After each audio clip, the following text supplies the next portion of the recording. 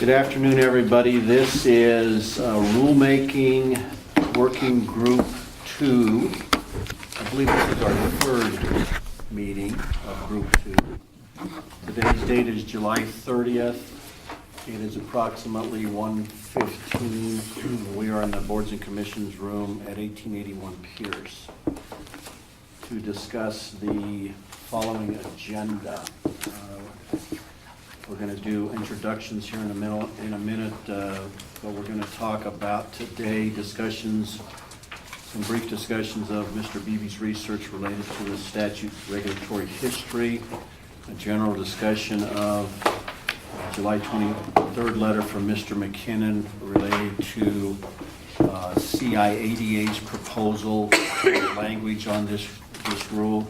A general discussion of CADA's damage disclosure suggestions that was submitted by Ms. McCoy, and a general discussion of Mr. Weinkoop, Mr. Osborne's disclosure suggestions, any public comment after that, and if there's a need for the next meeting to have another meeting. As I start off every one of these meetings, this is a recorded meeting that will eventually land on the division's website. So due to the fact that it is a recorded meeting, I need everybody to introduce themselves for the purpose of a proper recording. Again, Bruce Zuloff, Director of the Auto Industry Division. Matt Heap, Auto Industry Division. Leland Beebe, Auto Industry Division. Tammy McCoy, CADA. Michael Dahmer, CADA. Matt Osborne, representing consumers. Mark McKenney, Auto Industry Division. Todd O'Connell, CIADA. John Shendon, former dealer.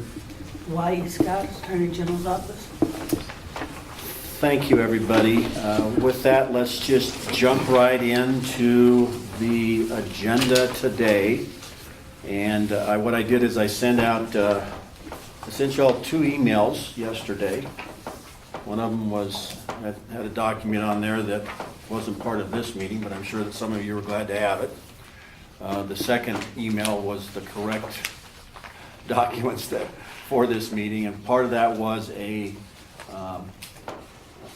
history, several-page history memo that was prepared by Mr. Beebe after last meeting. And if you remember, that we were and have always had some questions about kind of what came first, the chicken or the egg thing, but what came first, the regulation or 61708 or spedding and so on and so forth. So I'm going to turn this over to Mr. Beebe, and I'm going to ask him to be very, very brief on this, because there's really just one real point to this. It really doesn't affect what this group is going to discuss about the disclosure suggestions, but there is a very interesting aspect of what Mr. Beebe found out that I thought was interesting, and certainly I was kind of misinformed about a date. So, Mr. Beebe. Yeah, I'm sure if everybody's just quickly looked at the timeline, a couple of things may have jumped out at you, but several things hit me immediately. That, for example, the primary statute that we've been looking at has not been altered at all since 1992. That's a long time. Okay, that tells us something. And our regulation, interestingly enough, related to that statute, came in on 4/30 of 94. That is also a very long time. What was the most interesting thing of all was the relationship of that stuff to spedding. And that at the time that spedding decision was written, in released 5/16 of 96, the regulation and the statute were both fully in effect. There is nothing in spedding referring to the regulation, as you may recall. And that could mean that facts on the ground predated the reg, like could have been back in 93 or say. That's always possible, and therefore the court had no reason to even consider the reg in its analysis. Or it could also be that the court simply saw no reason to look at the reg. and didn't. Maybe the parties didn't raise the issue at all. But one way or the other, without going back to the pleadings on that case, which are archived, all I can say is that was news. I didn't expect that. The 61708 in its various forms has been in existence since the 60s. And without going back to the very earliest and following every single change that happened, I couldn't do that online easily. So I didn't take the time to go to the law library to do that. But I did provide the changes, progression of changes that you've seen in this to show, you know, some of the ways that it's been looked at differently across time. And then, let's see, other than that, we all know that all of Part 5 came into existence at the same time as the statute, and the reg that we were looking at as correlated to the reg in Part 1 came in at around the same time, just shortly thereafter in '08. And basically that's all the timeline tells us. I'm not sure what inferences anyone feels could be useful to us here, but I think, Bruce, it was the speding thing that grabbed us, wasn't it?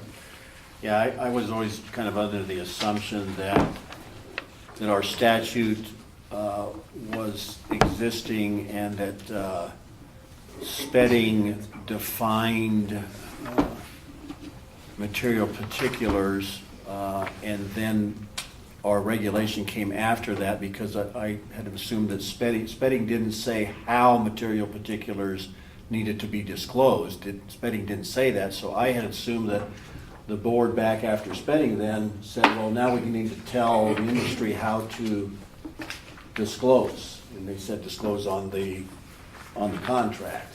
And so that's really not the case, because the regulation was in effect before speding, so I was misinformed about that.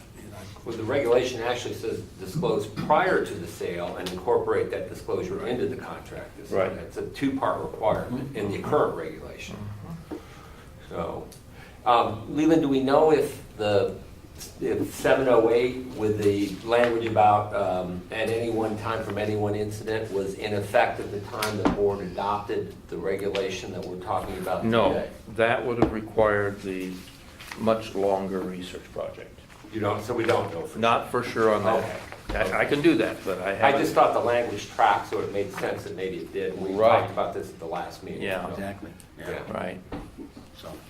So anyway, like I said, I don't know that affects us going forward with, you know, anybody proposing recommendations to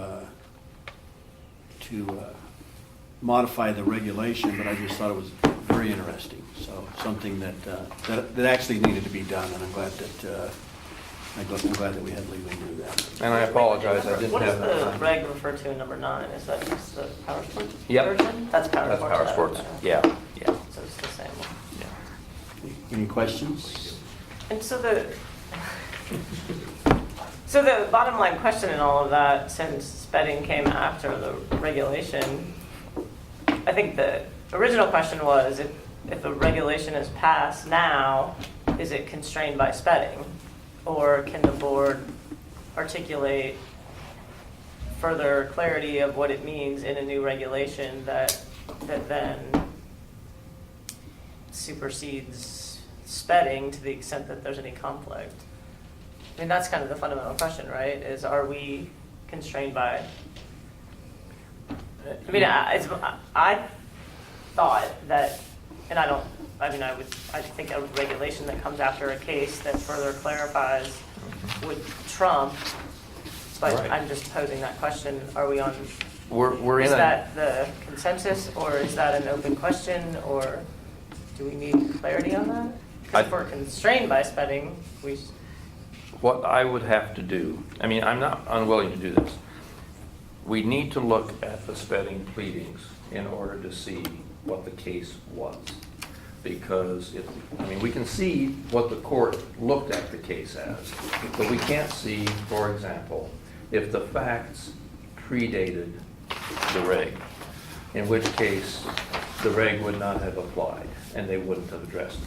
Well, and in some ways, I think the history is sort of moot. It's just Yeah. sort of, if a regulation comes after a case on the same definitional question, does the regulation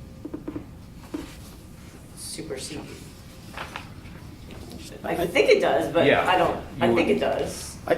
Yeah. And I think that was the I think that's, Yeah. point of the memo that's that right. McKinnon wrote, but is that consensus or is that an open question of debate among attorneys? You mean, I don't know.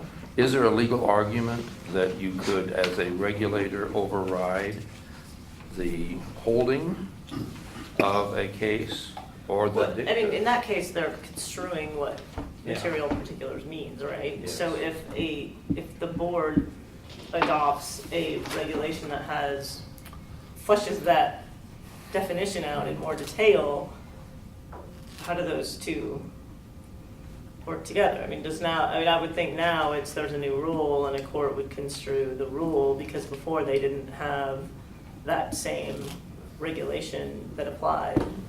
So I just posed the question to see if well, they did that have, is clear or if it's not clear or. they did have the I regulation don't though, know. but they just didn't, in the case, they didn't refer Right, to it. right.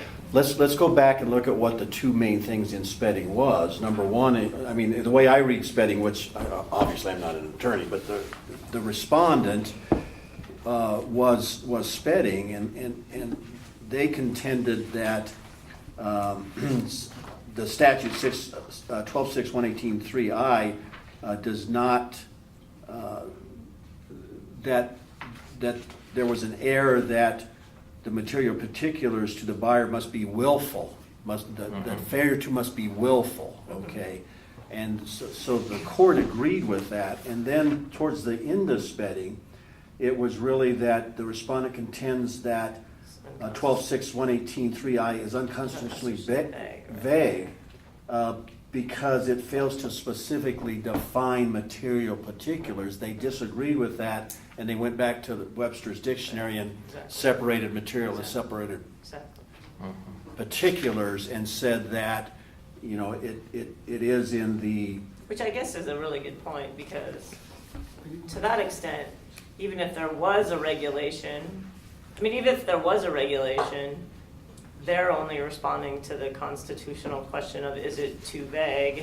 And they don't even need to go to the regulation for that. They can just say the dictionary settles that. We don't even need to go there. So presumably it wouldn't even conflict then if the regulation, if the board ultimately decided to adopt a regulation that had more clarity in it, it really wouldn't be in conflict because in some ways they were addressing a different question.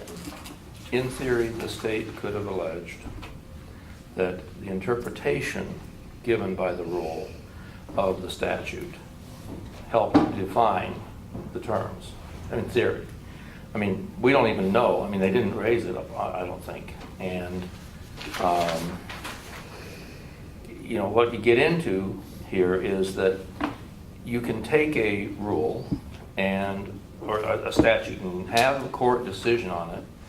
If the holding is all you're looking at, which is all that really anyone has to look at, it's not the dicta. And so you have to decide what's holding in dicta and Spedding. And so you go with the holding as something that you would not let a board go against. But it wouldn't go against the holding necessarily to give it better definition, you know, even a holding.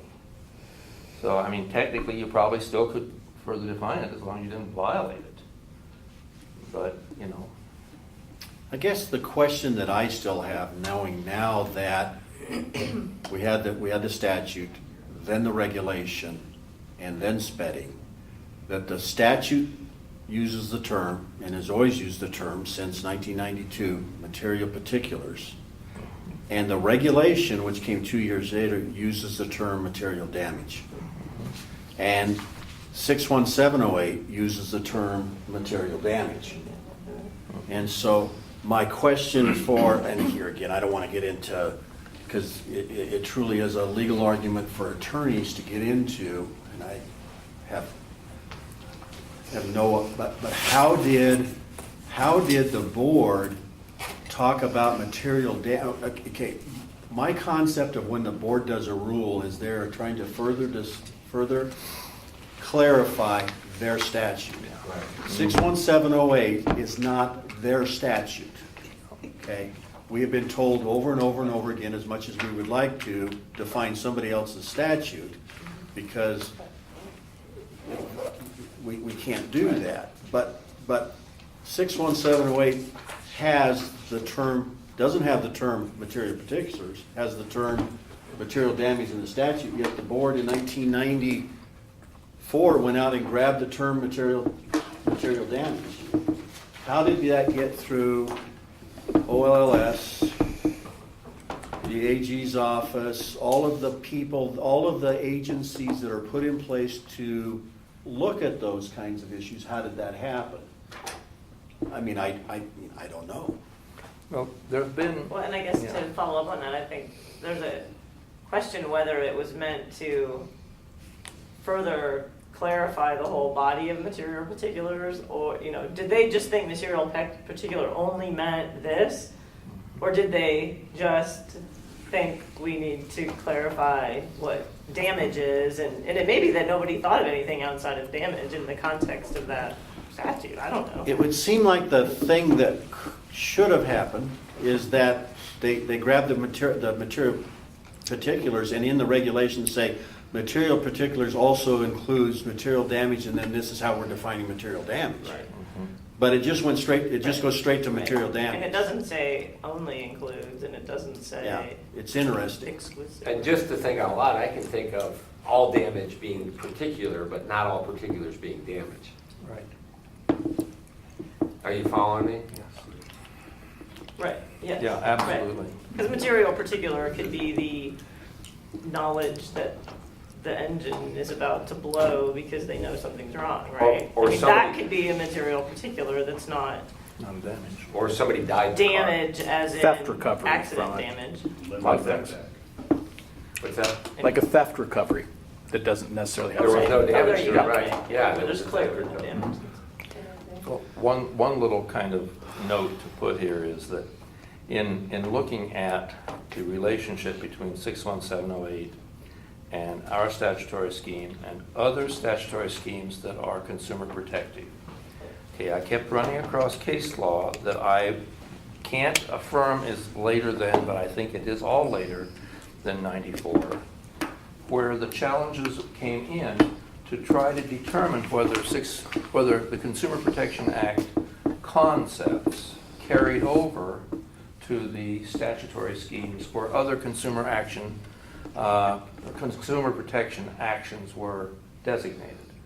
And in fact, Rick, who is not here, had a case just 2-3 years ago that came down in his client's favor, where the interpretation reiterated an interpretation that the Supreme Court had 3 times before apparently given, that when the legislature acts in consumer protection, it does so with a overriding concept of consumer protection embraced by the Consumer Protection Act, and that all the other statutes are supposed to be looked at, construed in. It's like a canon of construction to view them all, together, and not try to fight over, was this one over here narrower in some way than the Consumer Protection Act, because the object was to be as broad and expansive as possible to protect the consumer. So that said, and because the Supreme Court's 3 times, I guess, talked about this, that's kind of a canon of construction that we're living with. So it may be moot whether or not 61708 is in some way a little different or from these 2 regs and statutes that we're looking at, because maybe they're going to have to all be construed together anyway. Whatever that means. I just confused everybody, but maybe Michael and Tammy and well, the lawyers. So is there a pretty good set of definitions through the case law under 61708 of Definitions of damage? what? Of Oh, I didn't look for damage. Oh, okay. No. Just, okay, I was just curious. I just happened upon this and thought it was enlightening that our Supreme Court has seen this kind of penumbra of consumer protection reaching out to all the statutes the legislature has established elsewhere. Yeah, I don't think there's any case law that defines material damage that I'm Understandably. Right. Right. Anything more on the history? I found it kind of fascinating, so. All right, let's move on. 3 items of general discussion. I don't know that we need to necessarily do them totally, one at a time separately, or have everybody talk about what their suggestions are and then try to figure out if there's any room for, if there's any common ground in them. I have looked over, personally, I kind of looked over Mr. McKinnon's letter and what CADA gave to us earlier. I think there is, and then what Ms. McCoy did, and then what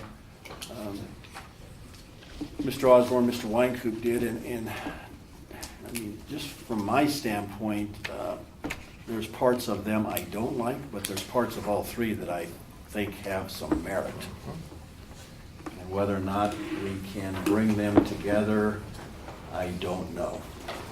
That's the 800-pound gorilla in the room. So only because I have it first on the agenda, Todd, I don't know if you want to just jump in and I'm sure that the July 23rd letter was crafted on your behalf, your organization's behalf, and what you guys had submitted, kind of the first proposal for last meeting. Well, I think broadly, we still stand by our initial damage disclosure definition that there needs to be clarity for the industry's sake. Whether it's right or wrong, the dealers need to know more than just the material damage definition, because that's just, in my humble opinion, creating, I get calls all the time on, well, can I do this or not do this? So we're still very strong, hoping that we can get some clarity coming out of the rulemaking. Not to necessarily jump too far ahead, but with CADA, I think that they have some really good points in there. I have a couple questions on that also, but I think the combination, I guess, as far as discussion points, the as-is and talking to a lot of our members is still a huge question mark in their minds. And you talk about the FTC sticker, the used car rule versus what their interpretation of as-is is, and it's, I mean, night and day, just like we've been discussing. So is there, and I guess to the attorneys, is there an as-is rule in Colorado that as-is is really not as-is outside of the used car rule? Well, I think that what you see in what Mr. Osborne and Mr. Winkoop's proposed regulation refers to, which is CRS 4-2-316, which is Uniform Commercial Code. I mean, that's the origin point of the as-is. Well, the origin point of the as-is It's federal. Well, okay. Well, That's federal, that's under the used car Okay. rule under that's the Federal Trade Commission. It has all, now, let me say this. It has always been the division's position in the last 5 or 6 years that has been totally misconstrued by the industry in Colorado forever. That the FTC rule has only to do with warranty. And I don't know how hard we're ready to talk about that today, but our Attorney General a few years ago got involved in this, asking the FTC to expand that the as-is to include damage, and the FTC wasn't willing to do that, that they said, no, we're not ready to do that. I think that Matt can talk a little bit about that. So this, I mean, I don't know where that, well, I guess I'll just, that's been our interpretation. And that's not that's just been the division interpretation. We've never went to our legal counsel, to AG's office, and asked them to give us a legal opinion on that I know about. But we have read the FTC used car guide over and over several times, and we just don't interpret that means that if some dealer says the vehicle is as is, that you drive it off and you don't have to disclose all this other stuff. And that includes the auctions. We just don't think that applies. Now, I'm going to, just before anybody jumps in, I'm going to let Matt just jump in and say what he has in front of him here. And Bruce is absolutely right on that. It's our impression from what we're told, whether it be in STIP meetings or investigations, that the industry interpretation of this, at least in Colorado, dating back to as far back as we can tell, the as-is construed in their opinion covers the suitability of the vehicle, the damages, the condition of it, whatever. And in fact, the used car rule only covers warrantability. And back in 2008, there were several different attorney generals that petitioned the FTC to try and get that regulation expanded to cover disclosure in writing of things that are material to a buyer. And they didn't go beyond what it currently still sits at today. So aside from that, and I don't know of anything in the state that talks about a definition of what as is refers to, but that it certainly is covered in several different things throughout, from 2008 is when that was submitted all the way up to 2013, that particular rule, and that several attorney generals that were frustrated with the fact that it doesn't expand far enough to really cover a proper disclosure on damage. So that is exactly what we've run into. And I think you guys have all said that Mr. Strawn was even saying at last meeting, that as is covers all these other things, but it does not. Yeah, I don't Since know I'm that- still working on my law degree, it'll probably be a while. Is there any way that we can further define as is and not be in violation of the UCC and? Okay. I mean, Well, really, go ahead, Jimmy. I mean, the used car, I think you're right. The used car rule just goes to disclosures of warranties. Right. But I think part of that set of warranties is the warranty for a particular purpose and warranties of merchantability under the UCC. And the disclaiming of those. I think at the end of the day, I don't think the industry has an interpretation that known damage or known problems to a vehicle are somehow allowable to not be disclosed. I think it comes down to a question of, did they know or should they have known? And that's the crux of the issue, right? And that's a kind of a question of fact in every Not in case, my right? cases, the industry always says, oh no, as is means we don't have to disclose anything, including fire damage, lemon law buybacks. And I don't know That's who all takes of that it, yeah. position, but You won't find me taking that not position in any case. even I credible, mean, so. let me The say. stuff that comes across my desk is where I see Yeah. that. And I understand that's a small portion of vehicle sales. Right. But that is, I would concur with Mr. Osborne on that. That is what we see a lot of the dealers try and hide behind on those particular issues. No, we sold it as is. Right. Well, and and I will tell you, I agree with everything Matt said and Bruce said about as is. As is does not relieve a dealer of his obligation to make disclosure of known material damage. But, having said that, if you do make disclosure of known material damage and sell a car as is, I think the dealer is off the hook for both warranty and statutory liability for problems that may subsequently arise with that car. I'll agree with that.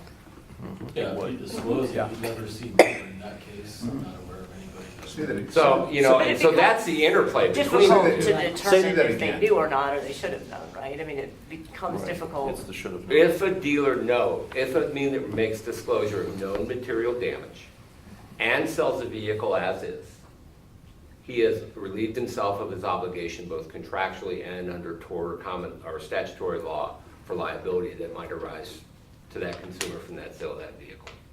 Yeah, I mean, a lot of times, I think I'm the only dealer in the room. It's like being the only attorney in the room. No, that's easier. That's easy. You know, I think if you ask the consumer, you know, in fact, I would guess if you ask most dealers, what does as is mean? And on the new car side and on the used car side, my guess is they're gonna say, just as it says as is. They're not gonna refer back to the warranty, because that's not the industry interpretation of it, or the consumer's interpretation of it. If you ask the average consumer, if you're buying that product as is, what does that mean to you? They're gonna say, just as it is. There's nothing, there's no warranty, there's nothing implied or anything else. I think both parties understand that. We didn't sell a lot of vehicles as is. We would periodically. Most of the time when we got a car in that was as is, if you will, we didn't even make the investment to find out what's wrong with it, because it was gonna get wholesaled, and somebody comes along, sees the car in the back lot, they wanna buy it, it's as is. We haven't looked at it. Now, we'll look at it for you if you're interested to see, make sure the brakes are safe, to make sure the lights work, that sort of thing, so that you're driving a safe vehicle. We're not gonna get into any more than that, because we were gonna wholesale it as is, if you wanna buy it as is. That was, I mean, we didn't do very many of those, and the people knew what they got. Now, I don't think that's misrepresenting anything as far as the consumer's concerned. If you got a car that's got 200,000, 300,000 miles on it, and you're gonna wholesale it, and somebody says, I want that, what do you do? Say, no, you can't have it? If the vehicle had a material particular, we were gonna wholesale it, and it's been disclosed to you, when that customer comes to you and says, I wanna buy that one, and you say it's as is, do you also disclose? If we know, Well, that's what I said, if it Yeah. had been disclosed to you. but 9 out of 10 times, it's not, I mean, when customer is trading in a car that's gonna be wholesaled as is, they're not gonna tell you the history of the car. They're gonna say, I don't know, you know, so the least they say, I mean, they got a car that's worth $500, $800, $1,200, $1,500, if they can get an extra $500 by not disclosing something, they're not gonna, there's nothing that says the consumer has to tell me what's wrong. Yeah, but That's part of what's wrong. But I think what Mike just said is, if you know, If you know, and you disclose, and say as is, you're good. No, I mean, If we you can- don't know we- and you sell it as is, We that's can pull up, okay if too. it was one of our products, we Okay. can pull up and get the history of it and know what is or Right. is not. If it was a Chevy or a Ford or a Toyota, Yeah. I didn't have that ability. So, like I said, there's not a lot of them, but I mean, if you go into the interpretation of what does as is mean, I think if you took 50 people outside and asked them, you're gonna get the same answer. I think Mr. McKinnon's letter addresses that, or his definition addresses that in saying that you just tell them in the regulation that as is does not. That's Mr. Weinkoop. That's Oh, is Mr. that Weinberg. one? Okay. Yeah, you just tell them that as is does not relieve the seller of the disclosure obligation. I agree. Yeah, I think that's all you have to do there. I mean, yeah. Just to add the note, I got cut off from adding. But if you know, I mean, I think does not relieve the seller of disclosure of obligations imposed by the regulation. I mean, how do you interpret that? Well, I think that you get into this discussion, and I got into this discussion big time with an attorney one time who's an out-of-state attorney of this knowing versus should have known.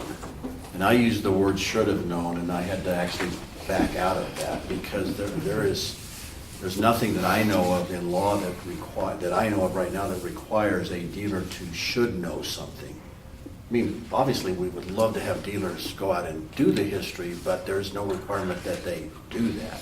So the should have known mean, if we try to impose our will on dealers that you should have known, I don't think we're gonna win those cases. Yeah, there is some case law, not in Colorado, but in other states, that say a dealer has a common law duty to inspect the car. Usually it arises in a personal injury case where they're driving home from the dealership and they get involved in some major accident due to a safety defect. But as far as the regulation goes, it certainly doesn't say should have known, I don't think so. What about the consumer disclosing to the dealer what they know? Where is Most that? dealers that I see make the consumers sign a form saying, I'm certifying that the car is not salvage, it's not fire damage, it's not all of these things. Coincidentally, they don't do that when they buy it from an auction, but when the consumer sells it, they make them disclose all that.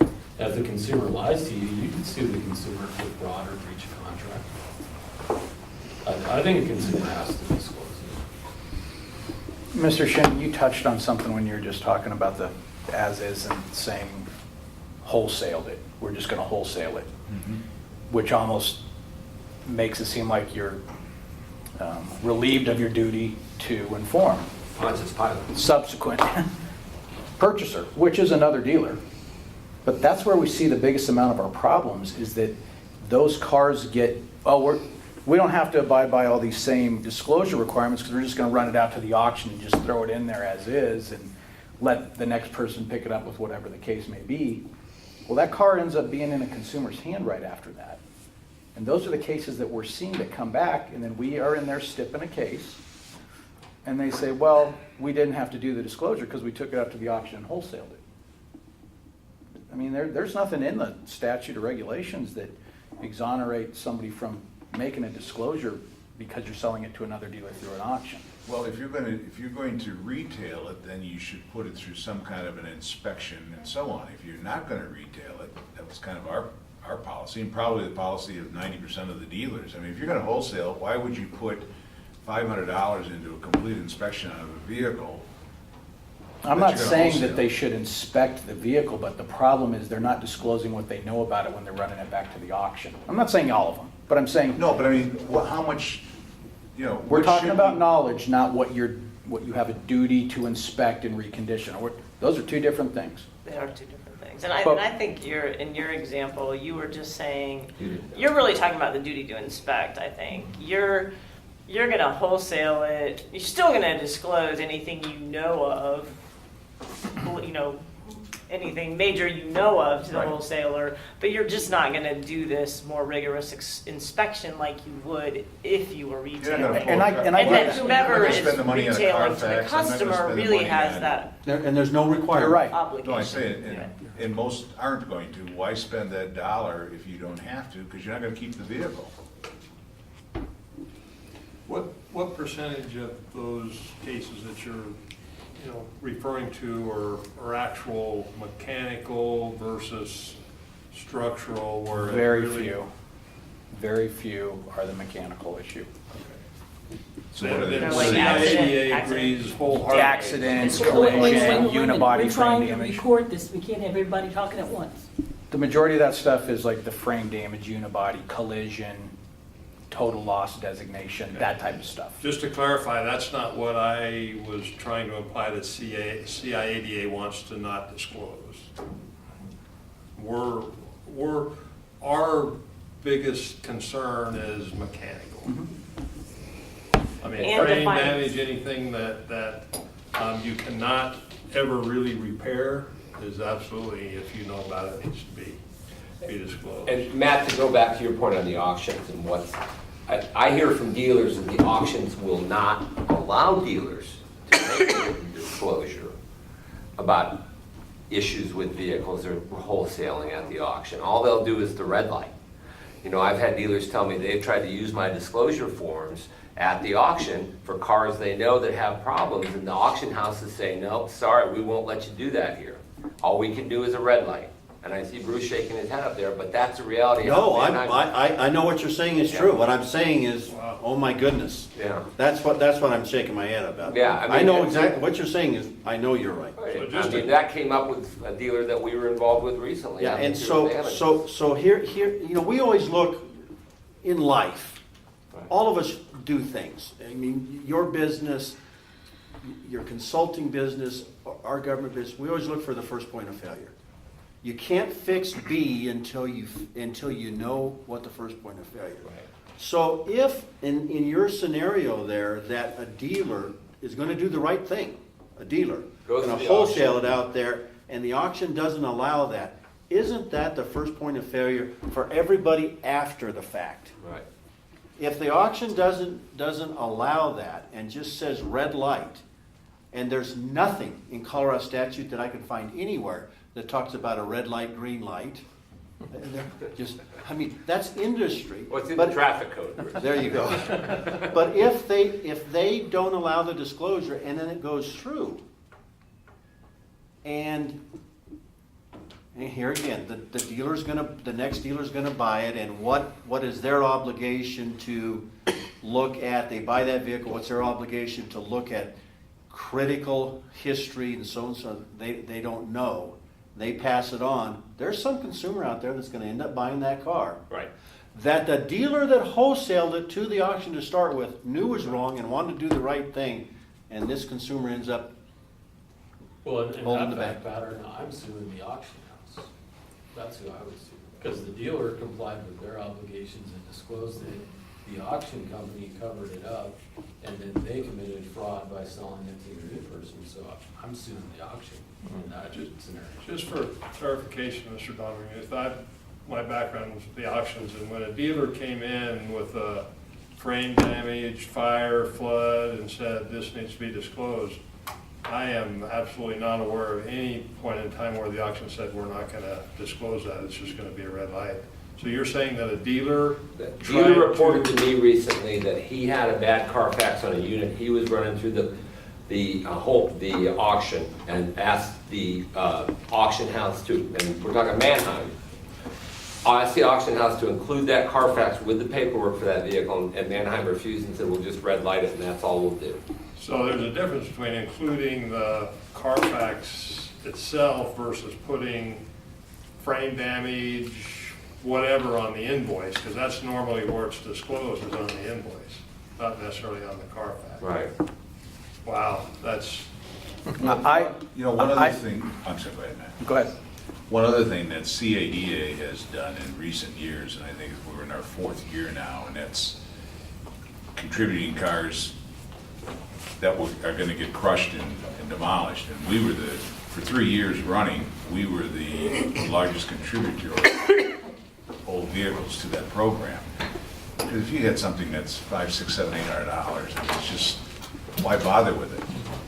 Ship it out, you know that it's gonna get crushed.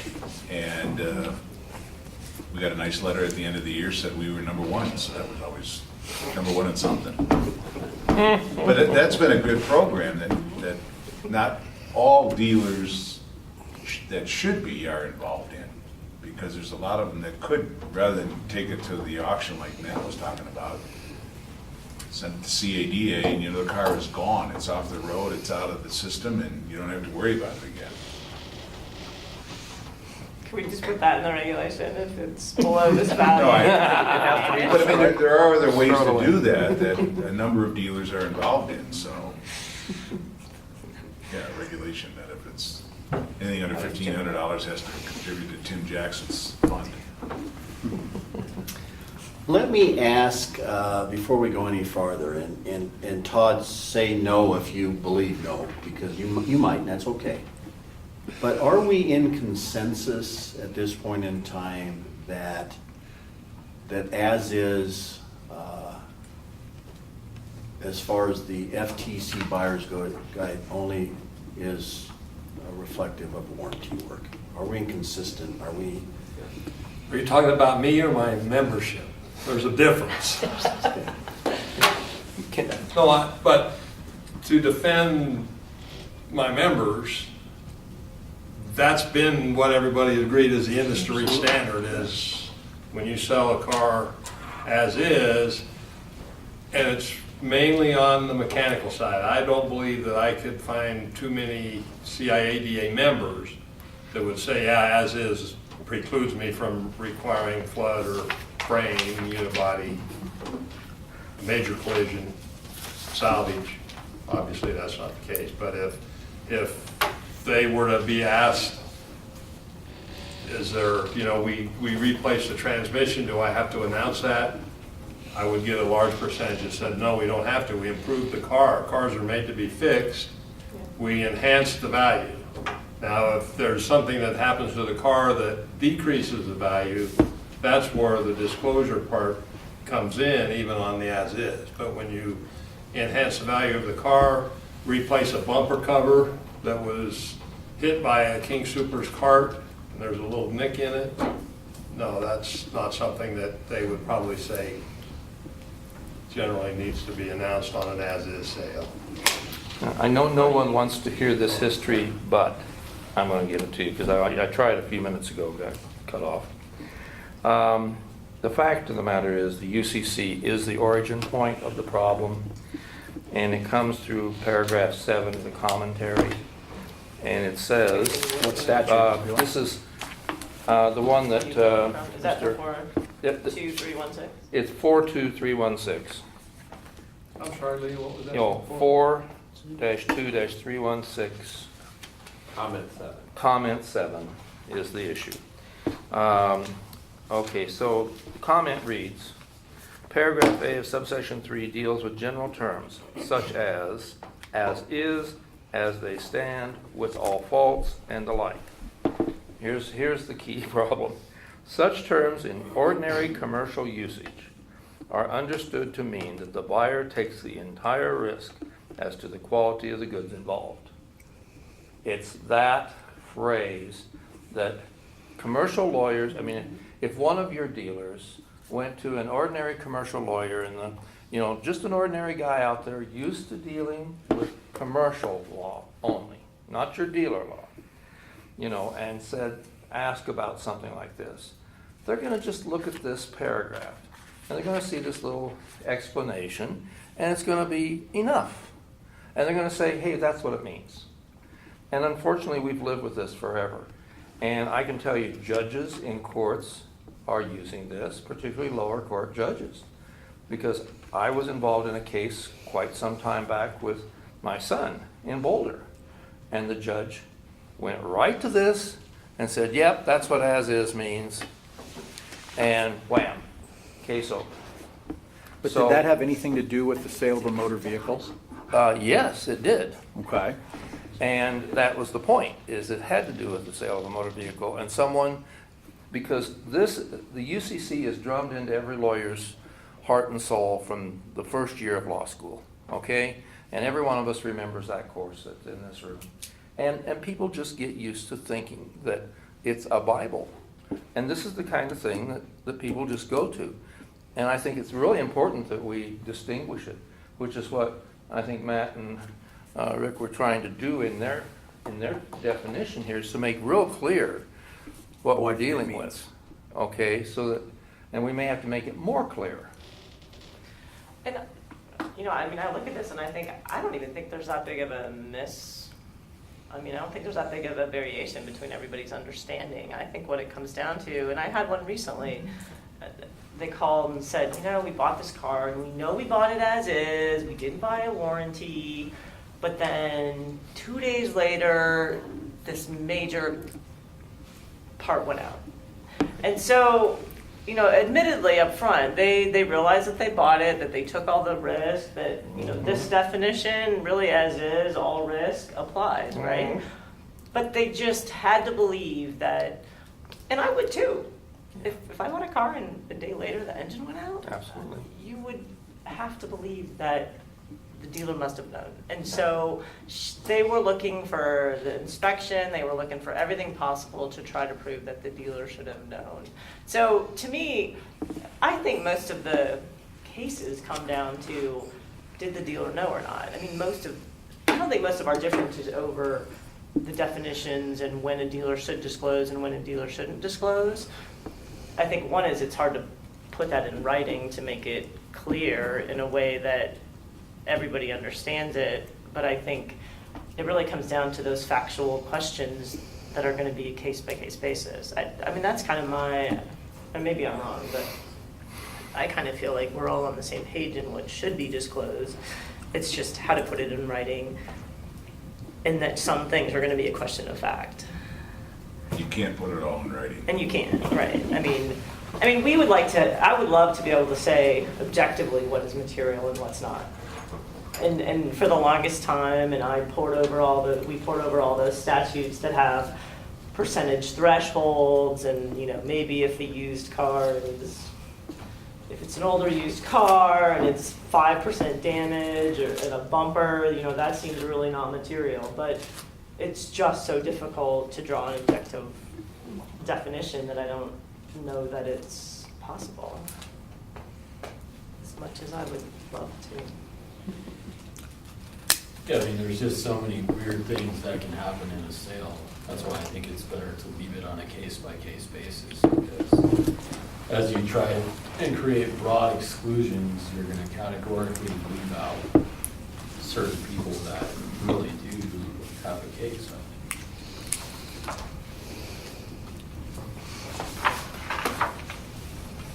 Let me take a stab at something.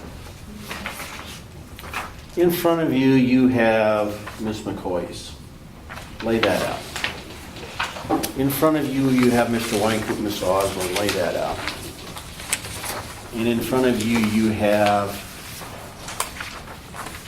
CIADs from a couple. Let me just take a stab at this. Let me get through this, and then let's discuss it. Let me get through this, and let's discuss it. Now, in getting through this, I'm shooting from the hip here, and I reserve, on the record, I'm reserving the right to change my mind after I'm done, okay? But I want to go to Ms. McCoy's first. Ms. McCoy is suggesting no change to the first sentence of the current regulation. And she is in the second sentence, which is a paragraph, she is making a suggestion to cross out disclosure on the contract form and put in the words written disclosure. Right this second, I don't have an opinion on that, just throwing it out for discussion when I'm done here. But I don't know that providing a written disclosure is enough, but the crossing out disclosure on the contract form, I think, has some merit. I don't particularly like the requirement to disclose on the contract form, because we have various dealers that then have to program into that to then a computer and all of those kinds of issues, okay? So if there's a better way to disclose, I would be up for that, okay? And just a quick question, is that partly, maybe it should be a separate form versus just written? That's the whole thing, because I don't know that we want to do another form, but I don't know. I mean, Mr. Donramuth has created a form, correct? And it's pretty good. And I will tell you, I have dealers who simply give the consumer a copy of the Carfax and get it signed by the consumer, and then that's all they do. Yes. And I point out, they're not in technical compliance with the rules. So let's debate that, okay? But I wanted to see if I could clarify, but the other, I because I just thought don't like separate. I thought about saying Separate separate form. written disclosure, but Just Yeah. shooting from the hip, I'm kind of open to that, but I don't like this disclosure on the contract form. Getting rid of that and changing that somehow, I'm kind of in favor of that, okay? Then we get to Ms. McCoy's new paragraph as used in the section material damage. I gotta tell you, I don't know how much wordsmithing I'd want to do, but I don't think that's bad. I think that paragraph has some merit.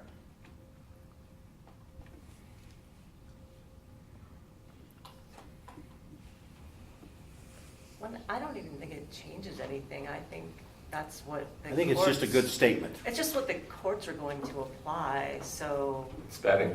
if It it's is. articulated so everybody sees it, I think it's got some merit. I Now, don't think it changes anything, but let's get to what is not And these are a few that I'm just not sure. There's a couple in there that I think are, maybe should stay, and there's a couple that I'm concerned about.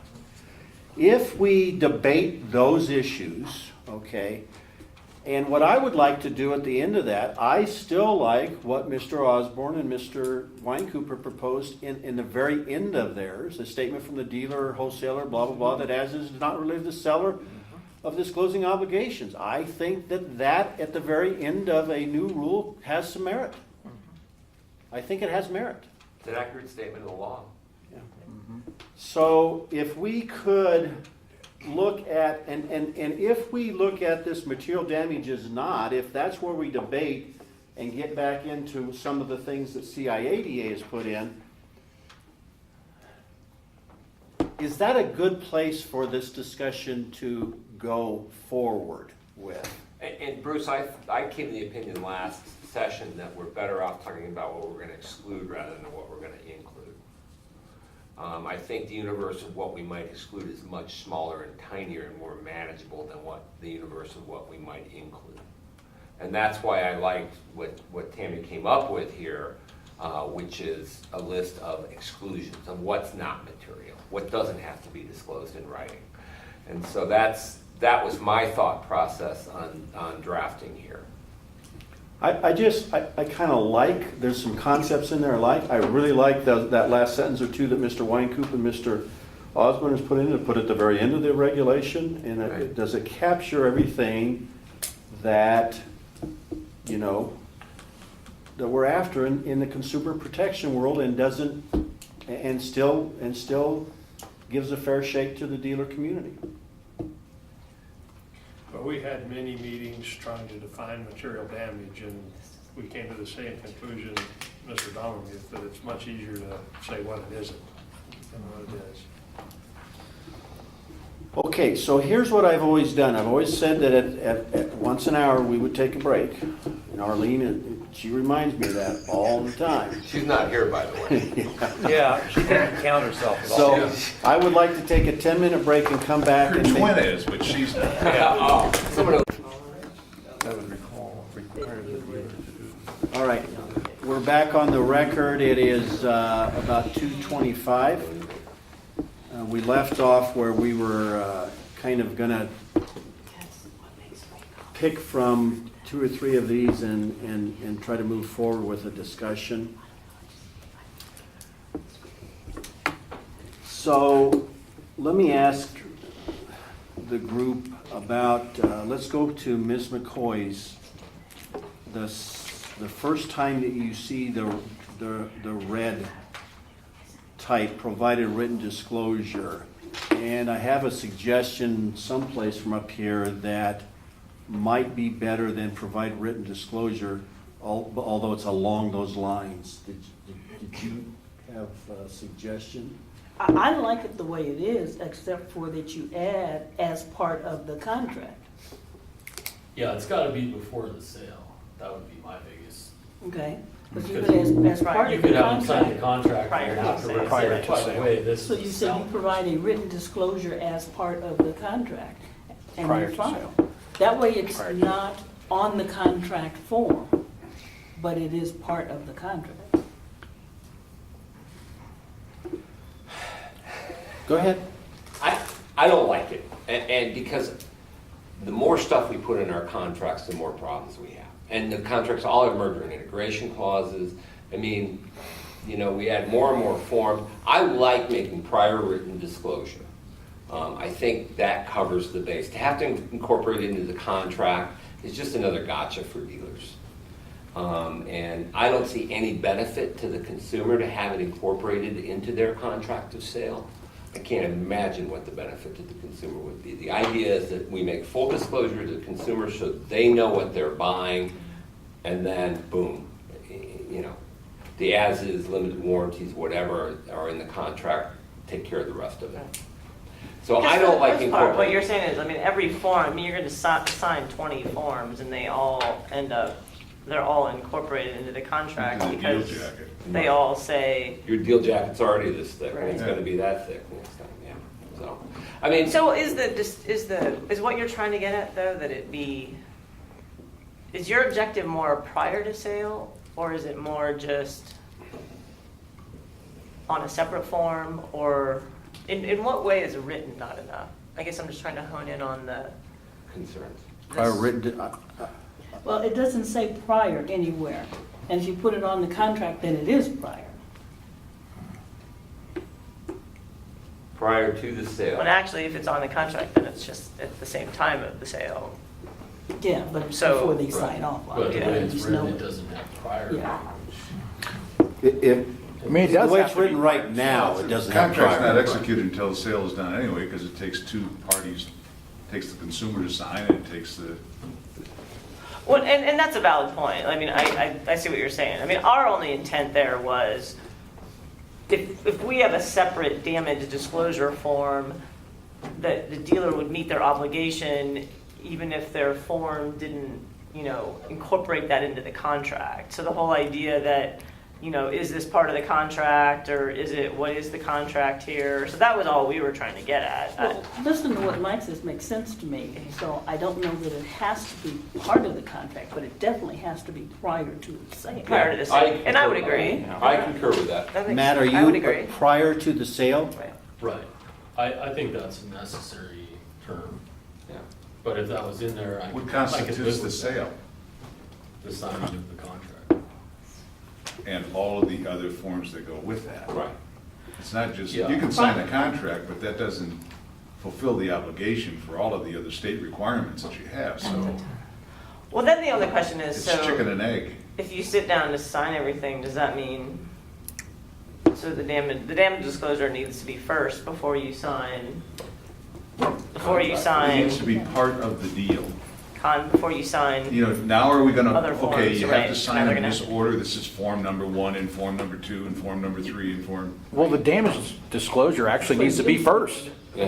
because this is all about what is determinant in the mind of the buyer. Right. And if they don't know it until, oh, wait a minute, real quick, we gotta talk to you about this after you've signed all the other stuff, that's no good, yeah, I agree. Nah. right? Well, that's what this is about, isn't it? It doesn't, if it's It's not, to notify the buyer, these things are wrong with the car. if it's not They prior, need that before they buy the car. if it's not prior to the actual signing of the contract, or at exactly the same time, then speding has no, speding doesn't come into play, because it's in the mind of the reasonable buyer. The Material. idea- But the other thing is how do you prove the order? I mean, again, I think when you take out what was there before on the contract form, that had that means it has to be all simultaneous, right? Right. So, I don't know if we can say at time of sale.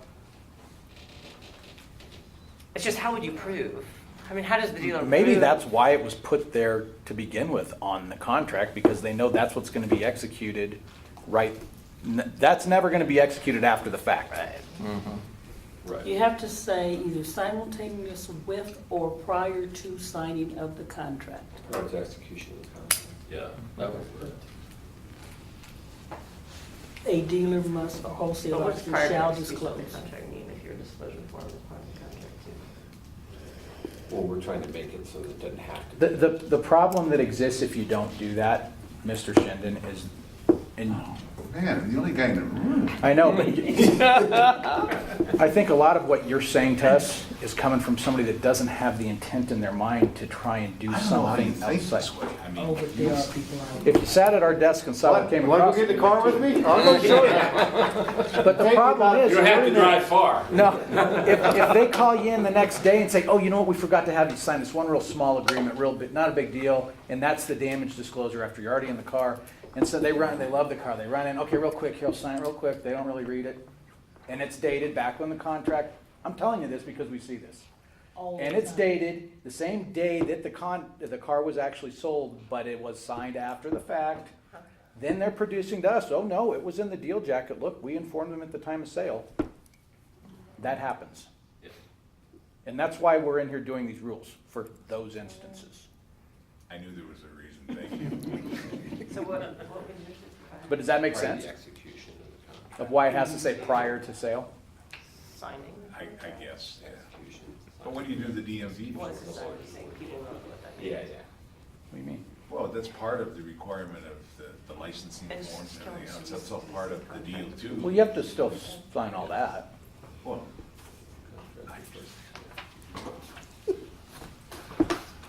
So maybe there's some wording, we can wordsmith that just a little bit, where I think we're sort of on the same page. I agree. I mean, the idea is. I totally agree. I agree, is that we make disclosure to the consumer so they can make a knowing decision about either negotiating a different price or walking away from the car.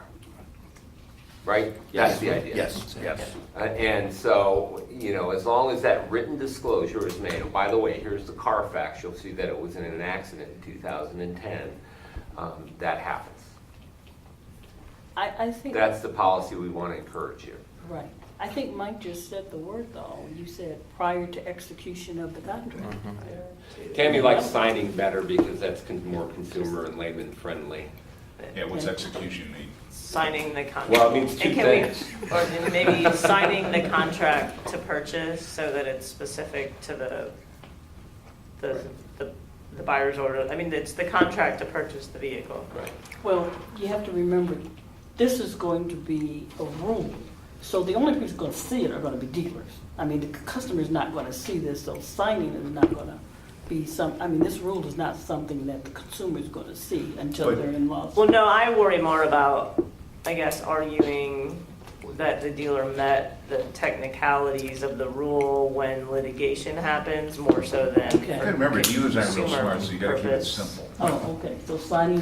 13. I think we're there, though. I think it's just a Yeah. worder. I Okay. think we're on the same page on it, Signing's good. okay? And Matt, you're okay with that, sort of that concept if we get the wordsmithing correct, okay? Yep. Let's look at the next paragraph. It's just a general statement paragraph. I mean, I gotta tell you, I don't know what I would change in that paragraph, just shooting from the hip. I kind of like the wording of the Are paragraph. you talking about as used? As used, yeah. Yeah, I think that whole paragraph is perfect as it is. I think recondition, and I don't want to be picky, but that to me is a little open. I mean, I that kind could of be, struggled with that word too.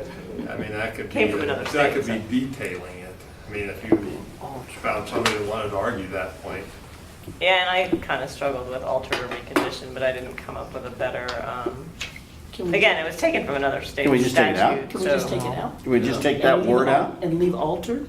Yeah, but what is, Which I results in mean, a what is vehicle altered? being altered I mean, you altered the tires, I mean, in it, that is a, Reconditioning has to be a term of art in the industry.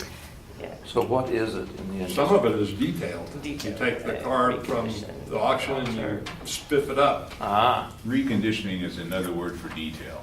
well, that's not a very Yeah. big. Yeah, and I Yeah. kind of had the same sentiment, I but mean, then I that's- felt like the word materials in there, so, but, I mean, What state did you get shampoo that the from? carpets. yeah, Yes. being altered such that, we could just take the whole thing out, altered such that, take that whole, which results in a vehicle being altered such that a reasonable person Right. would consider, Right. I mean, is altered the right? I mean, Can we take that whole parenthetical, or that whole phrase out, which results, and just go right to is of a nature, whether repaired or repaired or unrepaired, of a nature that a reasonable person would consider essential or Yeah. necessary. Just get rid of it. That would Yeah. work. That would work. That would work. Yeah, fine. So what's the first word that we're striking and the last word we're striking? it's true, it's kind of, Which? And reconditioning, the next line. Is, that's a good idea.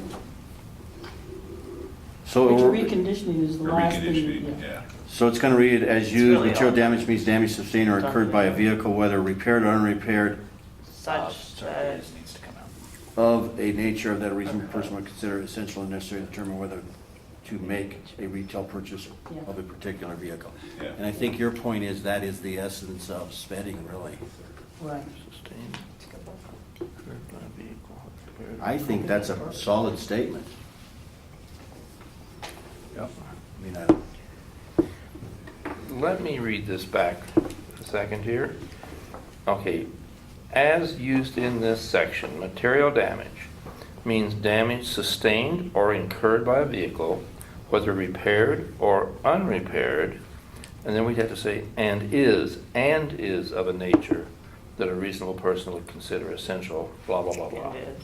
We'd have to have an and in there. And in front of is. Yes. And is.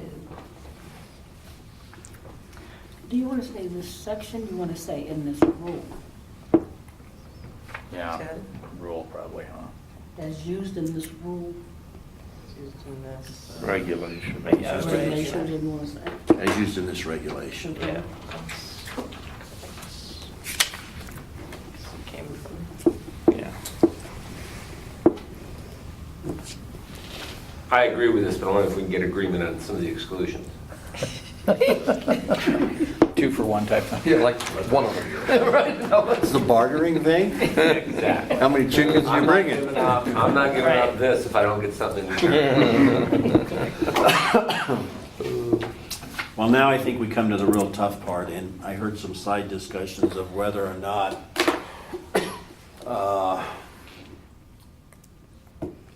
exclusions are even, I don't know about legal or solid in legal terms.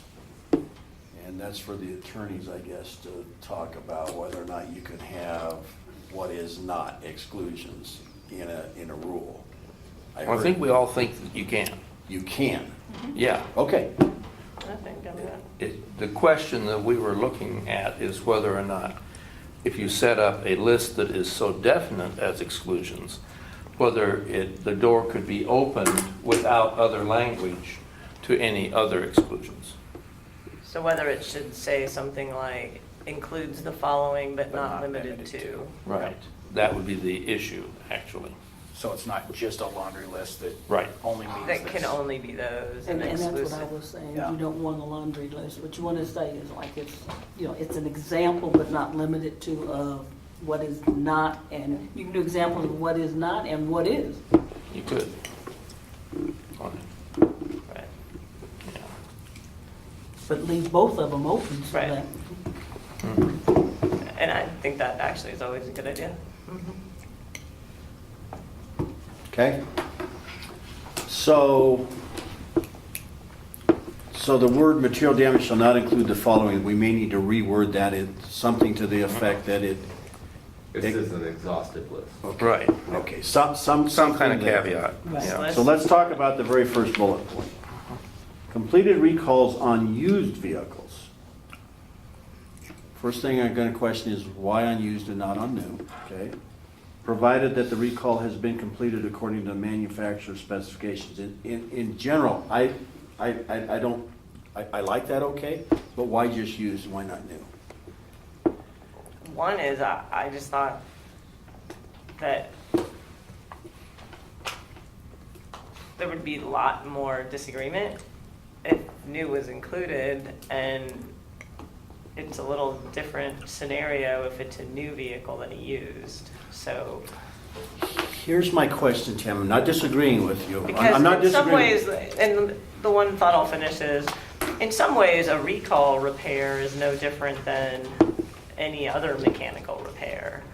But you don't generally repair a new vehicle before somebody buys it. And so the disclosure issue for a new vehicle is a little different on what is essence a mechanical repair, which a new car shouldn't be having, right? So that was the reason that I didn't include new in that exclusion. Or that was the thinking. But don't they have vehicles that are damaged in transit? Well, that's different than That's different than a recall, though. That's different than recall. Let me give you the example that's concerning on the new Okay. side. Okay. Number one is I like this statement, Yeah.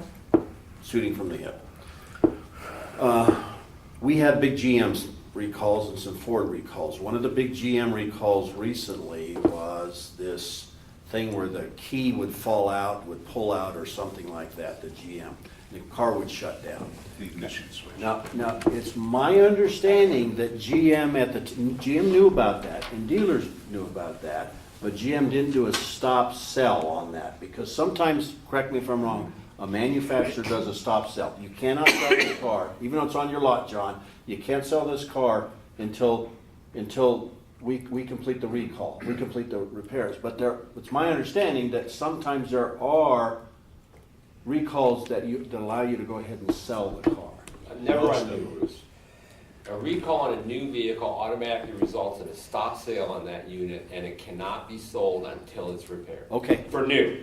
okay, then For I mean. used, there are no federal rules. Okay.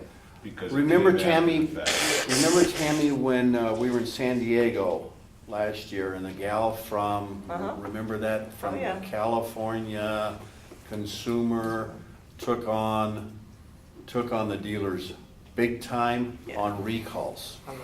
It was the rental mostly, I think, right? Huge The rental thing. fleets that And- had open and- recalls. And I was just questioning whether or not any of that had to do with new cars.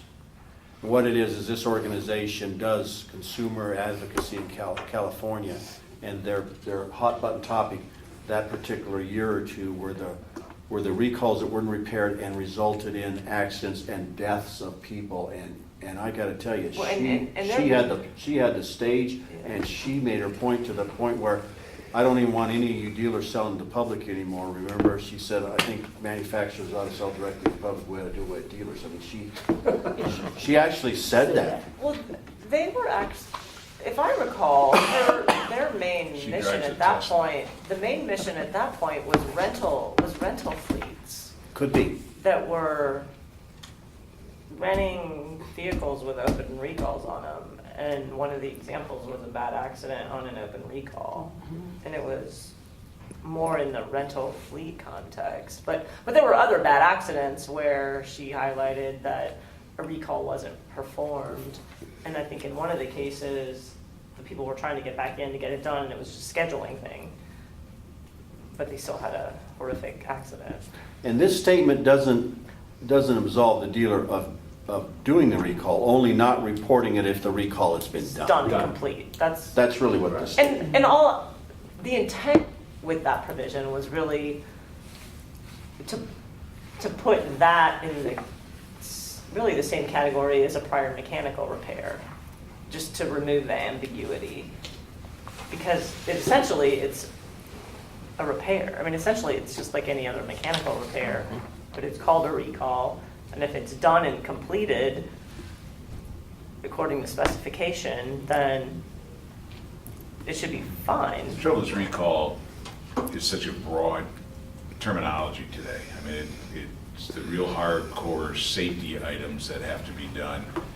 And a recall could be just a flash Yep. to better communicate some electronics that are not safety issues. It's still a recall. So the word recall is pretty broad. I mean, don't ask me for another word, but unfortunately, it covers the really hardcore stuff that has to be done, and the car is not sold to something that could be a flash by a computer plug-in that takes care of it real quick, and it's not something that is safety oriented at all, but they want to get it fixed. But once it's done and repaired, what would be your opinion on Yeah, the well, it's disclosure requirement?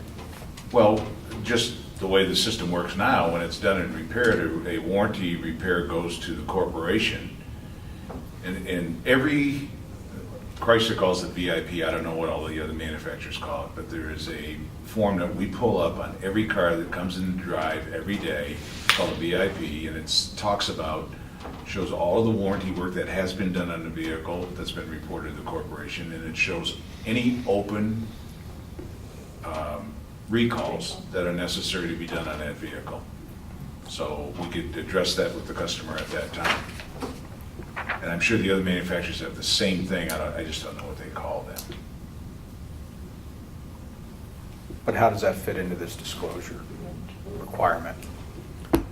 As this is worded right now, a new car, as we would find that defined, would, if it's had a completed repair, would have to be disclosed, Well, as it is here right now.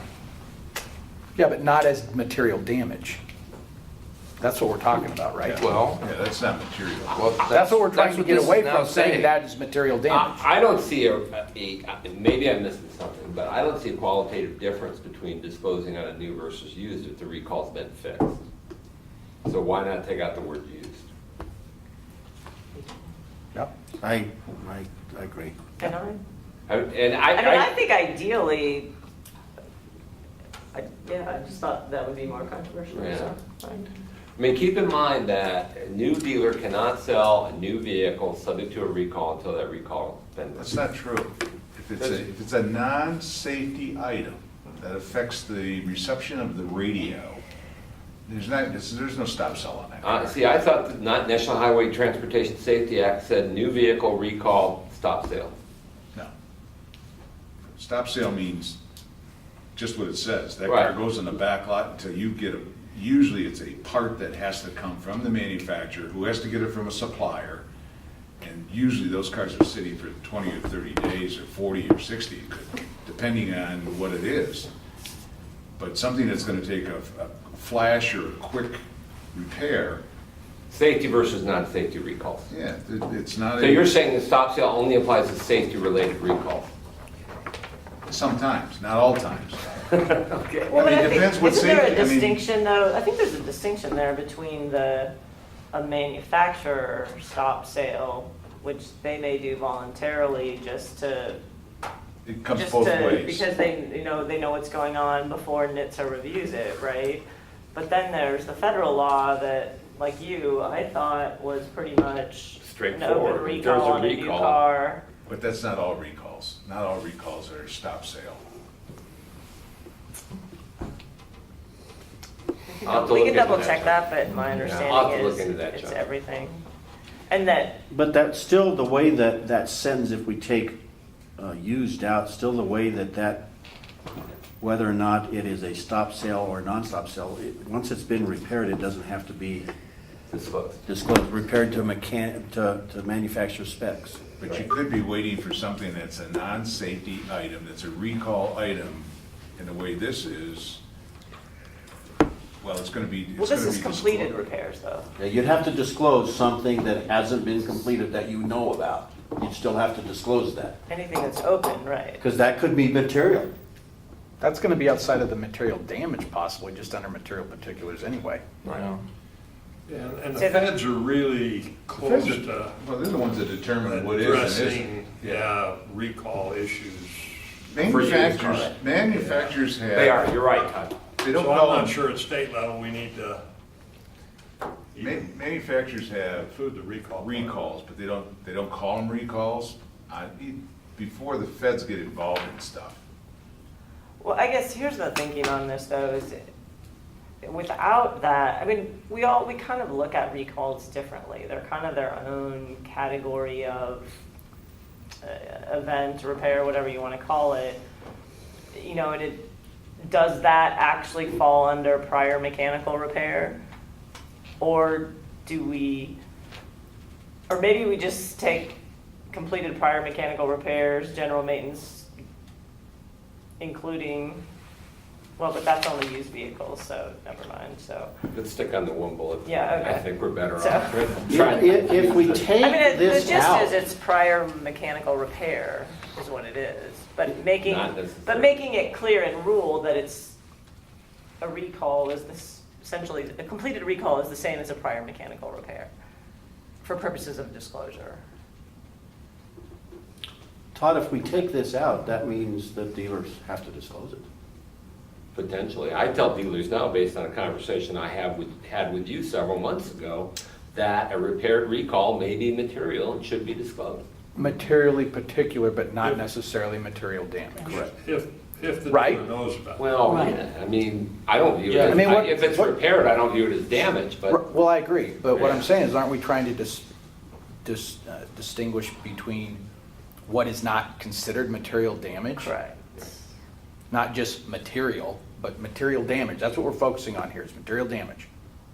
Not everything that's material because that's a greater group. So which actually raises a big question in this rule is, you know, the rule doesn't serve a lot of purpose if we're writing it in a way such that there's still a whole half of material particulars that's ambiguous and left undefined or clarified in rule, right? So, you know, it may be that there's a need, and I don't know if the language over in the suggestion that the suggestion that you guys made, if that is sufficient to close the loop on it, but I do think the rule should assert to be a comprehensive rule that addresses what all is a material particular. So I think that we should try to figure out how to do that. I don't disagree, and let's go back to the paragraph before and say it's used in this regulation, material particulars and material damage. Means, I agree. Means, No, because material, you can't lump, they're not simultaneous. Material particular is different than material damage. Material damage is a material particular. Yes.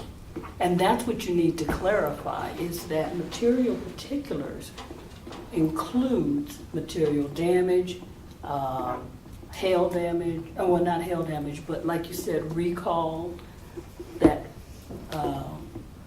those types of things are flood, rental, those are material particulars. Well, I would think all those are Material damage, is- like flood, everything you just mentioned is damage, I would think. Why don't Rental, we So define what are some of the other police or broad, fire vehicles. what are the other rental broad- vehicles? Though, there's no that's all damage there. damage. Yeah. Fire, Okay. flood, that's all right. damage. Okay, but they are material. Well, but let me ask you this, what are the broad classes of material particulars other than damage? Like, what are some of those things? That's what I just told you.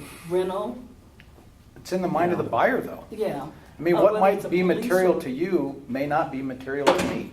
Okay, so rental or prior use would be kind of one category that's not damage. Prior commercial use, Somebody died in the car. race car. Yeah. It may matter to one person, but not the next. Police cars, taxi cars. Real estate agents have to Taxis. disclose that. Yeah, Right. yeah. And so that would be kind of, Or Those are the shaking same her things head. that She we- wants to know that. well, no, I'm just trying to, No, it's important to have the conversation, so I Right. think we can figure out what all those Well- other things. And frankly, it would be something like a known, I mean, if you know something is wrong with the car, if you know there's a, Let me try to head this off. I think what we're trying to say here is a sentence at the beginning of this regulation that says the material particulars and material damage are the same thing. But they're not. But they're not. no, that she doesn't, they don't, there's not agreement on that point at all. I mean, all material damage is a material particular, but the opposite's not true. So, but why don't we define it that way, to simplify things for the industry? Okay. right. But what that really is saying is, you can make this list as exhaustive as you want for material damage, and that will not always capture something that could be captured in a material particular. Unless you define by rule that they are Right, the same thing. exactly. But And but I don't think you can do that. well, Why I not? would, but you have to Because provide. there's stuff that isn't damage related that could be a material particular. Unless we define it to be the same. Well, then we're back to defining a laundry list of everything, and how can we bring material We- particular into this reg? I'm trying to make this, because the bottom line is we're working off material damage, and if material particulars is still in play, we're just wasting everybody's time. That's a statute. Right. But we Right. can define. The purpose of the rule is to Clarify the statute. clarify what material particulars means. Right. So if everybody thinks material particulars is broader than just damage, material damage, Yeah, then definitely. we do need a way to indicate that, Right. I think. Well, the purpose of the rule, Right. as it's written now, is material damage. I mean, it's called a material damage disclosure. Right. If the purpose is to define material particular, then I don't know that you can do that because the statute says it's in the mind of the buyer. Well, no, actually, material particular is a definition that's in a statute that can be clarified by rule. I think it may have been construed by a court to be a certain definition absent a rule, but I think the purpose of the rule is to try to give clarity. So that goes give back to your clarity. initial question when we started today. Yeah. Can you make a definition in regulation that supersedes the speding decision, Clarifies, not supersedes. Clarifies it. broadens it? Actually, we would be narrowing it. Yeah, significant. Right. We would we would be narrowing the depends on- speding decision if we made a It laundry depends on list, how it's. wouldn't we? I'm not. Depends on how it's drafted, It's- actually. I don't know, that's a legal question, I have no clue. It could be written. Can you do that? Yes, it can be written so that it's inclusive of everything that speding would be, but still have examples. And, I mean, literally, the structure of this could be as simple as material particulars includes material damages. But, you know, and then, but, okay, material particulars, and then go into the reasonable buyer kind of viewpoint thing with examples. And then material damages it does not, whatever we say here, that we have the paragraph already started, and then does not include these other things. We can put this rule together in fragments that make sense, so that we get the big picture and then the two smaller pieces, and there'll be things that are not going to, that'll always be arguable that somebody could bring in either from the dealership side or from the consumer side.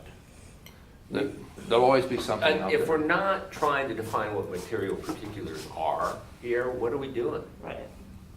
But we are defining. I'm with you. Okay, Yeah. well, it doesn't sound like it. I mean, it sounds like you're kind of saying, Well, I well, think- no, we're not dealing with material particulars, we're Well- only dealing with material damage. Then But why it's didn't we clearly just- underneath the Why didn't we statute. just say that from day one, let's redefine material particulars? Nobody said that in here until just now. Yeah, I mean, I thought we were only I talking. thought we were defining material damage because that's what the regulation. What's the authority to define material damage? The regulation that the board has. The board has the authority to define Well, I think it that. comes down to interpretation, though. They don't have the because authority to if- define material particulars. If the rule uses the term material damage, then presumably the rule is attempting to say material particulars is just material damage, because that's the term the rule used. That's If how you I've can always. make, you can make a different I argument. think it's like as is. I think people assume material damage includes material particulars. I mean, if you ask the average person, what is a material particulate, they're gonna look at you like you Nobody got has two any idea heads. what They that haven't got a clue what you mean. But if, under material damage, you would get all of the other items together. It's like as is. What does it mean? It's what the interpretation is. And Matt, just to go back to this point, the regulation that we're talking about amending here is under this material particular statute. The prior board adopted that regulation to try to help people understand what's meant by material particular. Oh, okay. They used the word material damage, I think they borrowed it from 708. But that's what happened, and that's why I think it'd be beneficial to everybody that we, try to come up and say, look, what we're doing here is to define material particular. You got one umbrella. Exactly. Right. Well, if that's what we're doing, I don't think recall notices could never be a material particular, which is kind of what. A repaired recall, you would think every repaired recall should be disclosed. Not everyone, but conceivably like safety-related ones. If I was gonna buy a car. Everyone and- is disclosed on the manufacturer's form. Every recall on every vehicle. Prior to the sale is disclosed. The used car side. Now, let me give you an example. Okay. I sell a car yesterday. I get a notification from the manufacturer today that there's gonna be a recall. In the next 30 days, there's gotta be a widget that's gotta be fixed. I don't necessarily have a stop sale on the vehicles that are going out, that I would sell tomorrow or the next day. You tell the customer there's a recall on it, it's not a safety item, it's a recall. Now, the people that are driving out there, they're gonna get a letter that says, in the next 30 days, you're gonna get a letter, yabba, yabba, yabba. So, everybody hears recall and they think safety, they think their tires are gonna fall off and the engine's gonna blow up, and that's not the case. most recalls are not really safety oriented. Right, but I think that could definitely impact your decision to buy a car. If you're gonna go buy a car and this thing has had 3 safety recalls, that may impact my So you just decision use to the buy. word safety. Right. Most Some recalls are safety not related. safety oriented. But Sometimes. a lot are. Some are, yeah, Right. some aren't. And the whole, I understand exactly what you're saying, as far as we need to try and create an umbrella for what people know, but as long as determining what is material in the buying decision falls in the mind of the buyer, how can we create a laundry list that's gonna cover all those things? I don't. We've got the definition. I just want to make sure damage and particulars are equated under the rule. That's all. I don't want to go through this painful process. I don't wanna go through this at all. But I don't want to go through this painful process, Matt, and then say, well, that only covers damage. We've got this whole universe of particulars out there. I just don't know how you Well, can let's get take- away let's from just- you that know what? possibly happening in some, By we definition. can narrow it down. By definition. We obviously, I mean, does everyone understand, we cannot cover every single scenario that is going to Agreed. fall into a material particular. There's no way to do that. Agreed.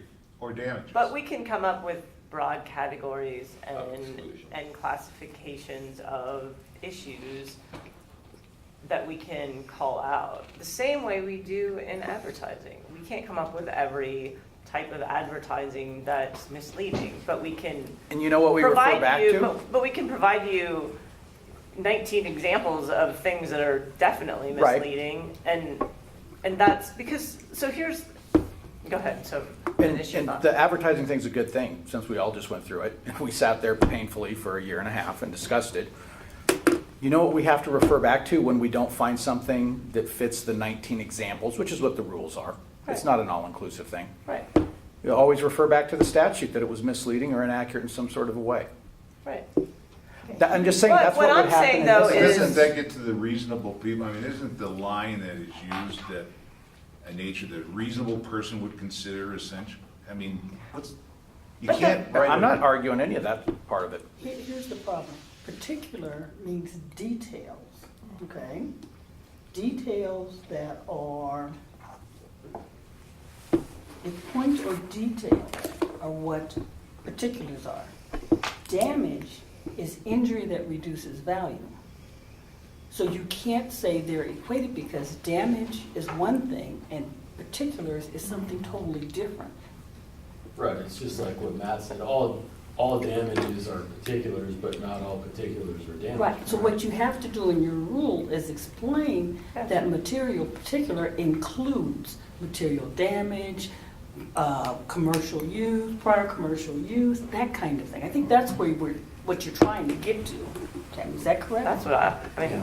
Perfect. And again, I'm not saying it's easy and it may not even be possible and maybe we can't come up with language that does it, but for example, the things that you just listed, you know, I guarantee you that most dealers probably don't disclose if the history separately disclose or make a point to say there was commercial use or this looks like it was once Right. owned by a municipality and might have been a cop car. And, you know, but if they know up front that the division thinks that's a material particular, they're gonna have to go investigate and take a look at the history report and make The sure. VIN number will tell you if it's a police car, or taxi, and so on. The daily rental ones are the ones that are not necessarily, I mean, I don't think you can look at a VIN number and know that at all. on a police car? Yeah. Yeah, you can. It's got a separate VIN number. But a consumer It's would. got a. How do you know that- The I mean, the how- dealer knows because of the first 4 letters of the VIN number would designate this was a police car or taxi. How do you know that a municipality didn't go out and buy a bunch of cars? I mean, Oh. so they're all designated at the VIN level? I didn't know that. If they're ordered as a If they're police ordered, vehicle right, okay. or a taxi, they're VIN designated. So Uber, if somebody's now an No. Uber driver, I mean, An so. Uber driver right. is driving Yeah, his I own say that's car. different. but Well, that's and not you a know, taxi. like other states have brands for some of these types of uses. We don't have these brands. But here's the thing. Dealers only have to disclose what they know. They don't have to investigate to find out if it was a police car.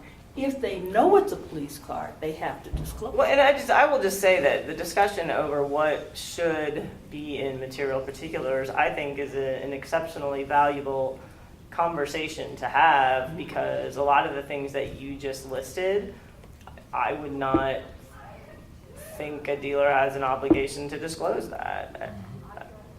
Actually, Every one of us in here could write down a list of what's material to us in buying a vehicle, and it would be different. Every single one of our lists would be different. And they could all be valid.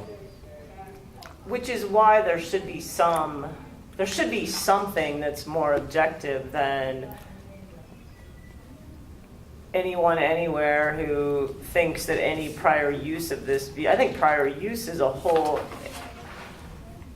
in a whole area that should not be even within this definition, but that's my personal opinion. At least in this definition in terms of what a dealer must disclose.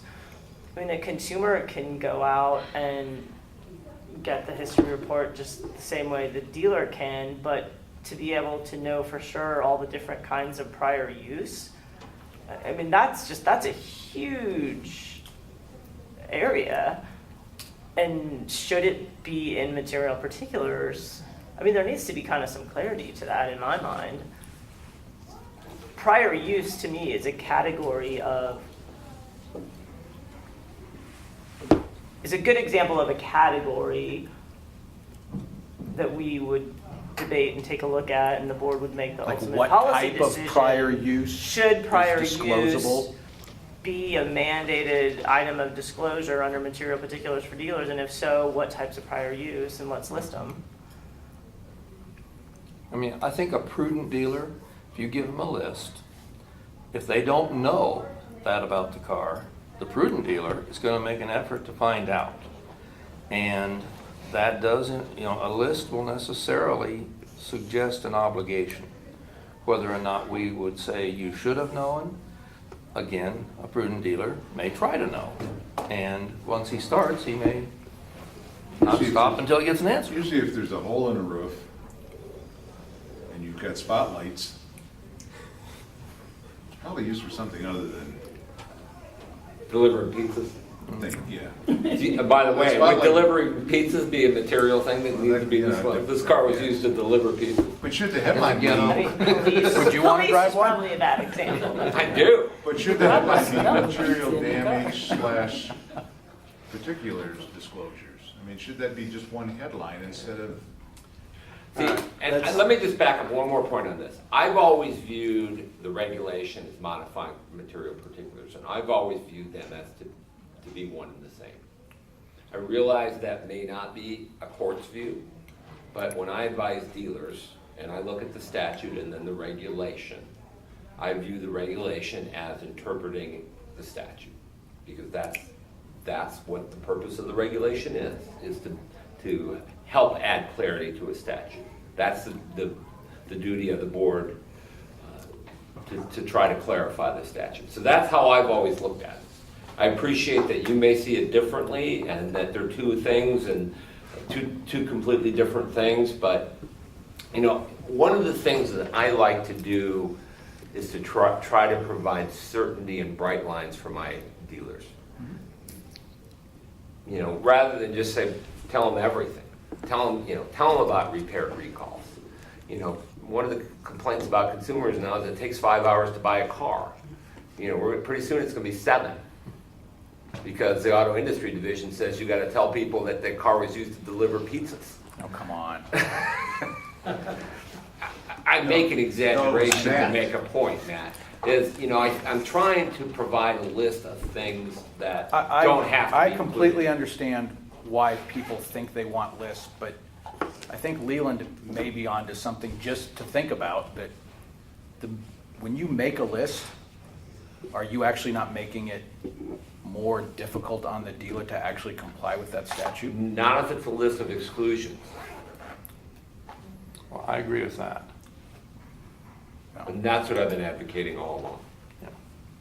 I mean, the whole intent behind all of this is just having a dealer disclose what they know when, if they willfully withheld that information, their intent was to defraud the buyer. That's what this is all about, really, is it not? It's not making them, if somebody withheld a disclosure to a buyer and it was not for a reason other than I'm going to get more money for selling this vehicle by withholding this information from them, that doesn't even meet one of the prongs of proving fraud to begin with. Do you follow what I'm saying? Not really, I think I lost you there. What's, there doesn't even have to be an intent to defraud here. It's just failing to make a disclosure Of something known. Right, no, of right. something known, but you have to realize But the that- intent is so that a dealership has to disclose something to them when it's going to affect the buyer's decision, that if they willfully withheld that information that they knew, that induced the buyer to pay more money for a vehicle that they otherwise wouldn't have. Or to pay any money for a vehicle. Yes, that is an element of fraud, right? So you're saying, Matt, if you put a new transmission in a vehicle, you don't have to disclose that because you certainly aren't gonna get any more money out of Okay, the in that car. instance right there, Todd, if they didn't disclose that, their intent would not be to get more money out of the vehicle because it had a bad transmission. The transmission's a good transmission, it's brand new. You would have a harder time, I think, in that exact scenario, proving that their intent was to defraud the buyer. Right. Well, you just said, and I may have misunderstood what you said, but I may be getting way beyond the scope of this, but what I'm saying is, the laundry list of all these things, on some of it, But dealers can do many things to cars that improve the value, that just become cumbersome to have to disclose to a consumer because it would benefit the consumer with that enhancement to the vehicle versus the previous condition the car was in. Yeah, but the consumer is not concerned with positive additions to the vehicle. We're Well, talking but if about you have to negative conditions. But if you have to disclose mechanical repairs and everything to the vehicle, you know it has a new transmission and you don't disclose it, and the consumer goes, well, I really wanted the whatever, and transmission may not be a good example, but there's, Well, that's the problem with creating the list. It's like, yeah, if the transmission was just repaired, that's not really something that you would think you would have to And that's- disclose. that's But- why but we- if you've just repaired the engine for the 4th time, and it's got 50,000 miles on it, that might be a mechanical thing that you should disclose. well, maybe the 5th time was a charm. Not in my experience. That's the problem with mechanical, is where do you start and where do you stop? Right, and then if you get into that, then a dealer that's been servicing a car over years would essentially have to print out the entire Mechanical history in order for the dealer to be sure they're fulfilling their obligation. Yeah, I mean, I've got that case right now where a dealer sold somebody a car. It was a complete lemon. It was in the shop, 60 days. It was constantly in the shop. Eventually, they took it back, and then they just sold it to the next guy. And now the next guy's got problems with it. Was it a And those are manufacturer lemon, or are you just using that generic? I'm It was just using that that. generic. Okay. But had they disclosed that, that person definitely wouldn't have bought that car.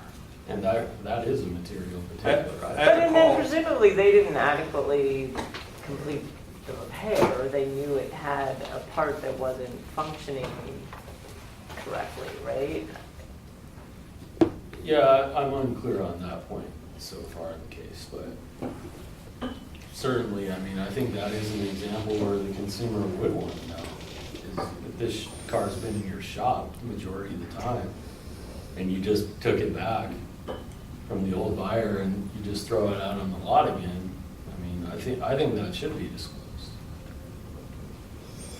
I just don't see where you can draw the line, because then, Well, that's my point, Yeah, is if that's- you categorically say mechanical repairs could never be a material particular, sometimes they can be and sometimes they won't be. I guess that's the point of it. But that could get more toward deceptive trade practice too, right? For the attorney. I mean, as an Meaning- independent meaning? one from 61708, or just purely 61708? I mean, there are other deceptive trade practices, yeah.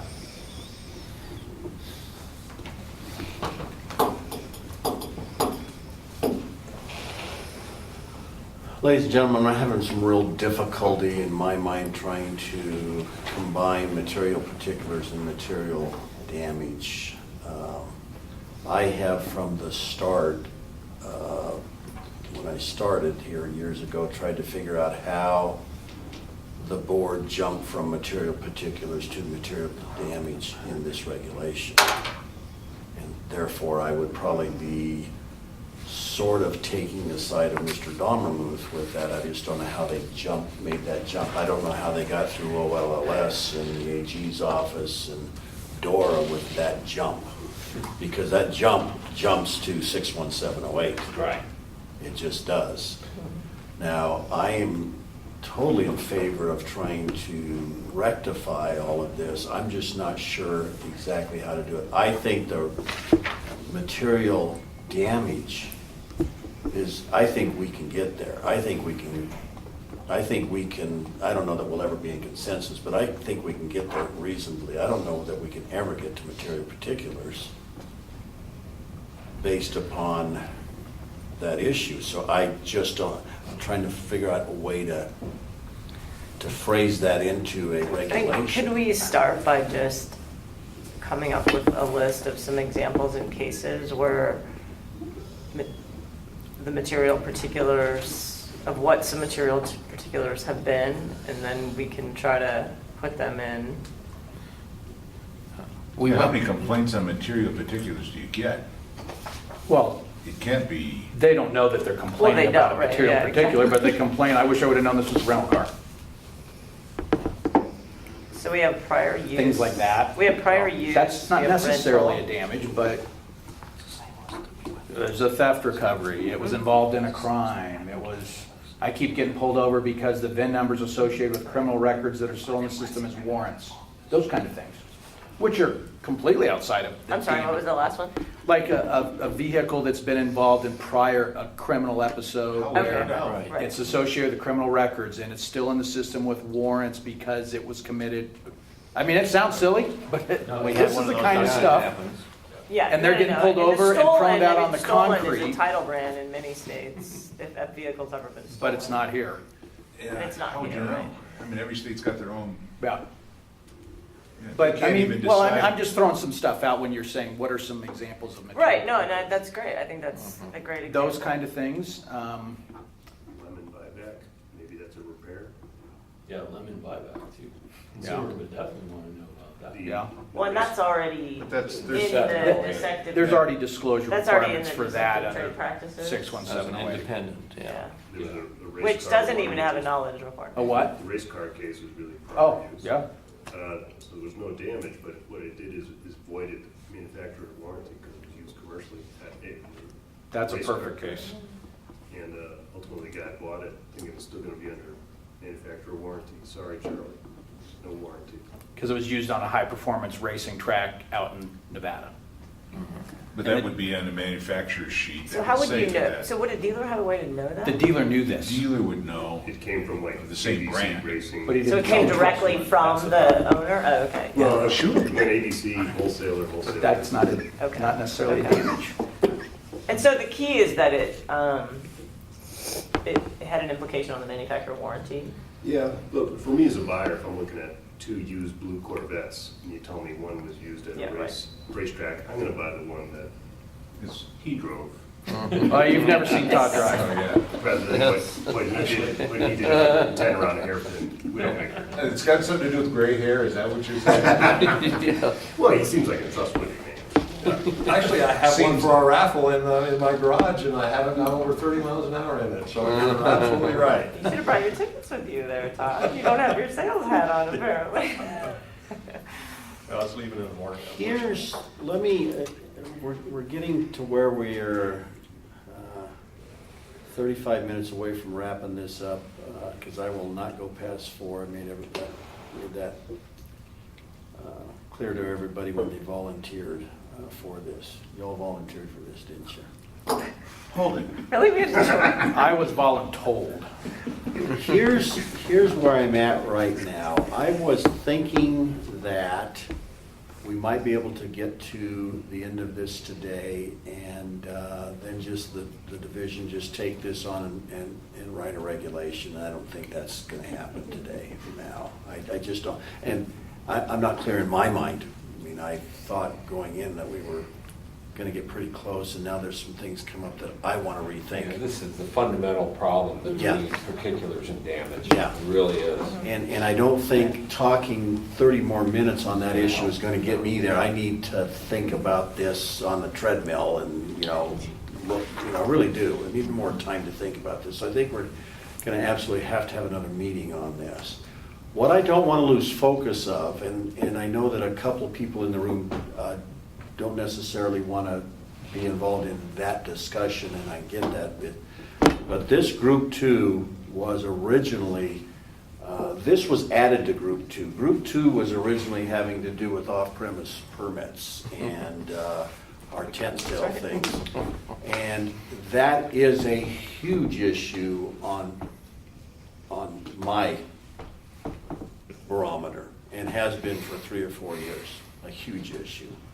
And I have a case that is sitting on my desk right now that I'm gonna have to attempt to negotiate exactly these issues around off-premise permits with about 6 or 7 different dealerships now. So it is still a huge issue. While you sat on the board, it was a huge issue. Right before you came on the board, right before you did, John, it was a huge issue. And I can't lose focus that Group 2 has that still out there. And what I've done is taken that off kind of the agenda, because I thought this disclosure stuff was very important to talk about, and it is very important. But at some point in time, this group has to come back to the off-premise too. The off-premise thing, and I missed that first meeting. To me, it's a very simple thing. It's the dealers agreeing, and then you gentlemen backing it up, that it's relevant marketing area. That doesn't prohibit, AutoNation's, let's face it, has a big used car sale in this market every year, and I don't think anybody objects to that, because it's their 20 dealers go to one location and have a big sale. That's fine. It's the relevant marketing area. Now, if they took their cars and went to Fort Collins, I'd probably have a problem with that. But I think what it amounts to is you can have a used car sale or a new car sale in your relevant marketing area, period. That's the verbiage. And you determine what the relevant marketing area is. Most dealers, again, there will be exceptions, but most dealers sell 80% of their vehicles in an 8 to 10 mile area of their store. People want to shop for convenience and buy for convenience. Now, the other 20% are going to go for a price or a friend or whatever. But to me, the off-site premise license is, if it's in their relevant marketing area, they get it. If they don't, they don't. I agree with everything you said, but there's a few things that get a little more complex, even within the relevant market area, and that is, how long before the event do they have to pull the permit or apply for the permit, okay? Because that's not in regulation, and we get people literally setting up and start the sale, and then they run in here. So we need to put a time frame in there, a reasonable time frame. That's one thing. Another thing is, Format. Mr. Osborne, you're?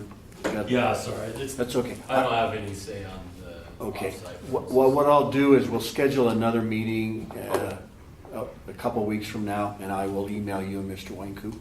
Okay? And that will have to come back to material damage too, okay? All right.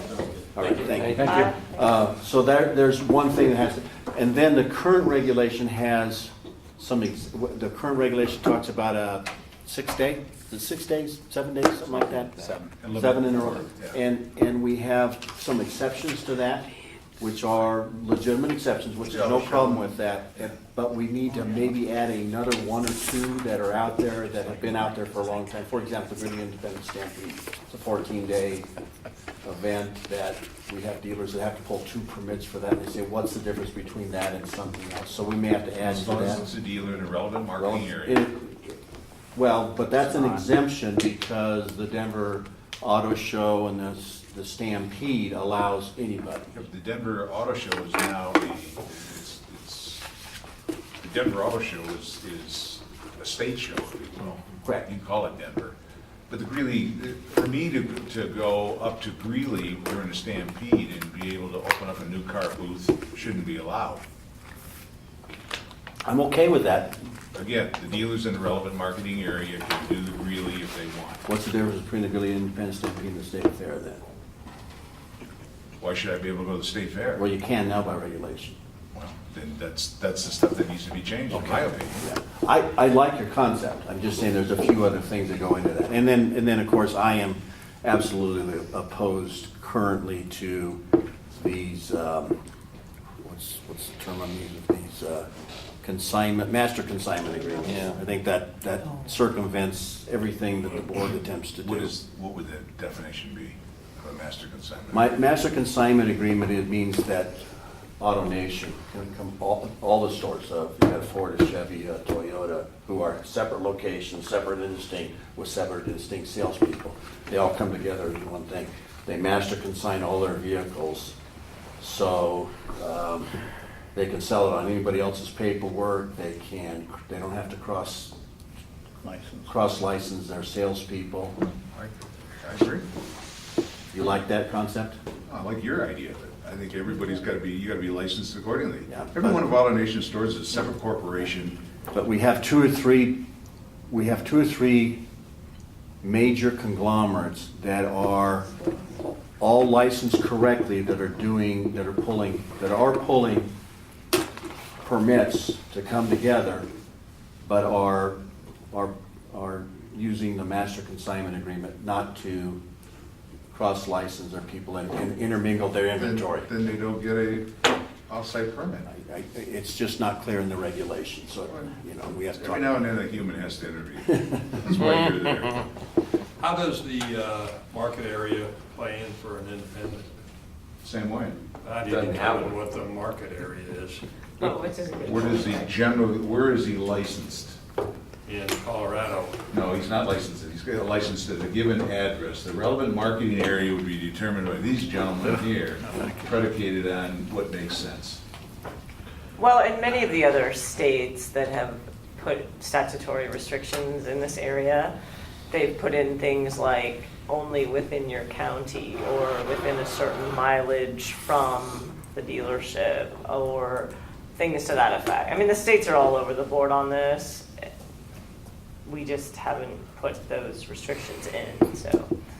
But that's a good point, though. I mean, they're not going to have the relevant market area that you would, so. I think that it they would have a relevant marketing area. What's that? They have a relevant marketing area where they do the majority of their business. What's Rocky's relevant market area? My guess is probably within, because of the way you advertise, probably 80% of their business is done within a 15-mile radius. But you still have to come up. The point is, I think I mean, that's to easy enough to determine. change policy, What's- we'd have to put something I in. mean, the I would suggest that some used dealers have a bigger market area than others. So. It's whatever the relevant, Yeah, I get what you're trying to say, and that's more impact for new dealers than used, but I think- I don't have a Well, dog, and- I don't have a dog in the hunt, so I think it I applies just to threw that both. out for. I mean, there are some other states that the statutes will actually refer to, in the context of franchise dealers, the relevant market area as per the manufacturer agreement. And some of those statutes actually refer to that. But then, some of those sales take place at the Pepsi Center or venues that are in the major downtown area, and they have dealers from all over. And it's, a policy question. Should those be allowed at all? Yeah. They don't have to be. It's all in the rule. I mean, it's really kind of interesting in a way because the main statute is principal place of business. Everything related to off-premise is in that rule, and it's just kind of wide open. It could be done away with altogether. Okay. yeah, that make life simple. Well, our off-premise permit is attached to a definition. The regulation is in the. Which is kind of odd. Which is attached to the That's horrible. definition, which is, it's attached to definition, so. It is a very odd So what I was regulation. hoping for, go ahead. I just have one more. If we're off-premise permit, I wanted to come back to this particular versus damage. and I don't want to discuss this, I just want to throw this out for our next meeting. In this regulation, let's take out the word damage and replace it with particular. Because the regulation is operating under this statute. That's what we're trying to do. We're trying to define what particular means. So let's just take out the word damage, which was borrowed from 708, back when who knows what they were thinking. Let's just take out the word damage and say particular. And then we've got this reasonable person standard. Anything a reasonable person would consider. Then we're going to come up with our list of exclusions. We're going to add Mr. Osborne and Mr. Winkoop's language about as is doesn't get you off the hook. Over there. That's just, I don't want to debate it. I just want to throw it out there because that addresses my concern, and I think brings us back closer to our organic statute. What I would say to you, based on what you just said, is I'm sort of there too. Okay. But I'm shooting from the hip, and I You want need to to get on the think. I treadmill. want to think about it, but I do. But I'm Okay. kind of there. Now, Does he have one in the office? Not yet.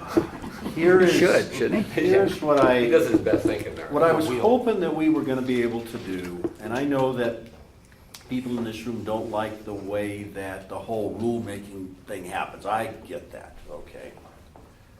I'm not happy with the way the whole rulemaking thing happens either. But what I was hoping is that we were going to be able to get to the material particular, this regulation, material particular damage, and the off-premise permit, and the division would then, I'm trying to look for the right word, notice them at virtually the same time, so the rulemaking would go together at the same time, the public hearings would go together at the same time, so on and so forth. All of Group 2 would go together at the same time. And so that is still my goal, is to do it that way, because that's what Group 2 was supposed to do. Whether or not we will get to that, and when we will get to that, I don't know. Obviously, we have to have at least one more meeting. And so it's time to grab your calendars. And I'm looking at, okay, so today is the 30th. And we've been trying to do these about every couple of weeks so we don't lose focus. So next week is maybe a little too early. Let's look at the week of August the 10th first, which is, the 10th is a Monday. Done the whole week. You're gone all that whole week? Okay, and that is, I personally don't have a bunch of things that week. Mr. Dommermuth, what is your calendar looking like? I'm good the 10th and 11th, the 12th, the 13th, and the 14th. I'm good that whole week pretty much. We could get into this room on the 13th right now in the afternoon. So let's tuck that one away, but Mr. Shendon can't make the 13th. Okay. Let's look at the following. 19th, 20th, 21st. The following week is the week of, 8/17. We can get into this room in the afternoon of the 19th, which is a Wednesday. That's the day after the board meeting. That would be the day after the board meeting. Right. We could get into this room on the 18th in the afternoon, and we could After get, the meeting? No, I'm sorry, the 19th. I'm sorry. No. Oh hell no. Yeah, we don't want anything. Did you just say hell on the record? I did. Yes. Oh heck no. That's not what he meant, though. We could get into this room on Wednesday, the 19th in the afternoon, or we could get into this room on Thursday, the 20th. What does everybody's schedule look for the 19th and the 20th? Martin and I cannot do the 20th. I can't leave until Friday Okay. night or Saturday.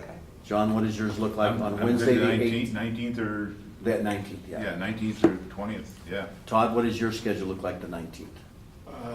Good, both the 19th and 20th, okay. Same. 19th? Good. Let's fine do the with that. 19th. And are you gonna book the room now? I can't. Okay. It's like, well, I Let me couldn't, but see if you're I- already there. Let me The see if I can 19th or do this. 20th? No, it'll be the 19th, Okay. if they get the room. If they can. I'll just do that real quick. This room is taken up until at 12:30. I'm gonna say, I'm gonna schedule it at 1, but we may not be able to get in here really till 1:30. We just need to know, but we'll schedule it Let's for just 1. schedule it at 1:30 then. Yeah. You wanna do it at 1:30? Yeah, sure. 1:30 to The later the better, huh, Tammy? 1:30 to 4, Because then I just sit home after this. save. Oh, I didn't schedule it under this one. Let me do this again here. Okay.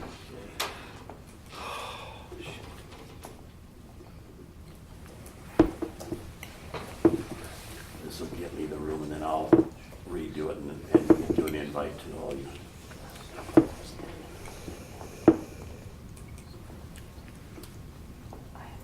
Thirty till 4. Meeting, 1:30 to 4 or 4:30? What are we doing? I'll say 4:30, but I don't know if I want to do 4:30 or not. Wednesday the 19th at 1:30 here. Wednesday, the 19th at 1:30, and I'll send out a group invite probably tomorrow to everybody. Okay, so I've got that on there. All right. And so we've got little things to think about, and what I guess I would like everybody to do, Ms. McCoy, Mr. Dartmouth. I'm not talking. It's- It's got my it's- undivided attention. what Don't I'd put like me in to- that group of troublemakers, Mr. Zula. Mr. Beebe and Mr. It's that or- No, I'm trying to address the two of you. Okay? That's so funny. I was always in trouble. Would you be, and obviously you and Mike, would you be so inclined to take a look at what you have done before and take another crack at it? Yes. Knowing sort of what we talked about, sort of what we like, and take another crack at it and have that to me the week before, Yes, sir. and then I can email it to everybody so you got a little time to look at it? Yes, sir. It would, I think, still be helpful if you all can kind of just come up with examples of Things where you outside had of to go damage. to- Where you've had to go to material particulars Mhm. and utilize that statute, and then we can Yes. try to encapsulate some of that. It would just be helpful to have more examples, I think. Yeah. I think I would, Yeah. I think that'd be fair to both associations if investigations come up and say, these are the things that Things that we've we had see. on this issue. Right. Yeah, I think that. That just helps.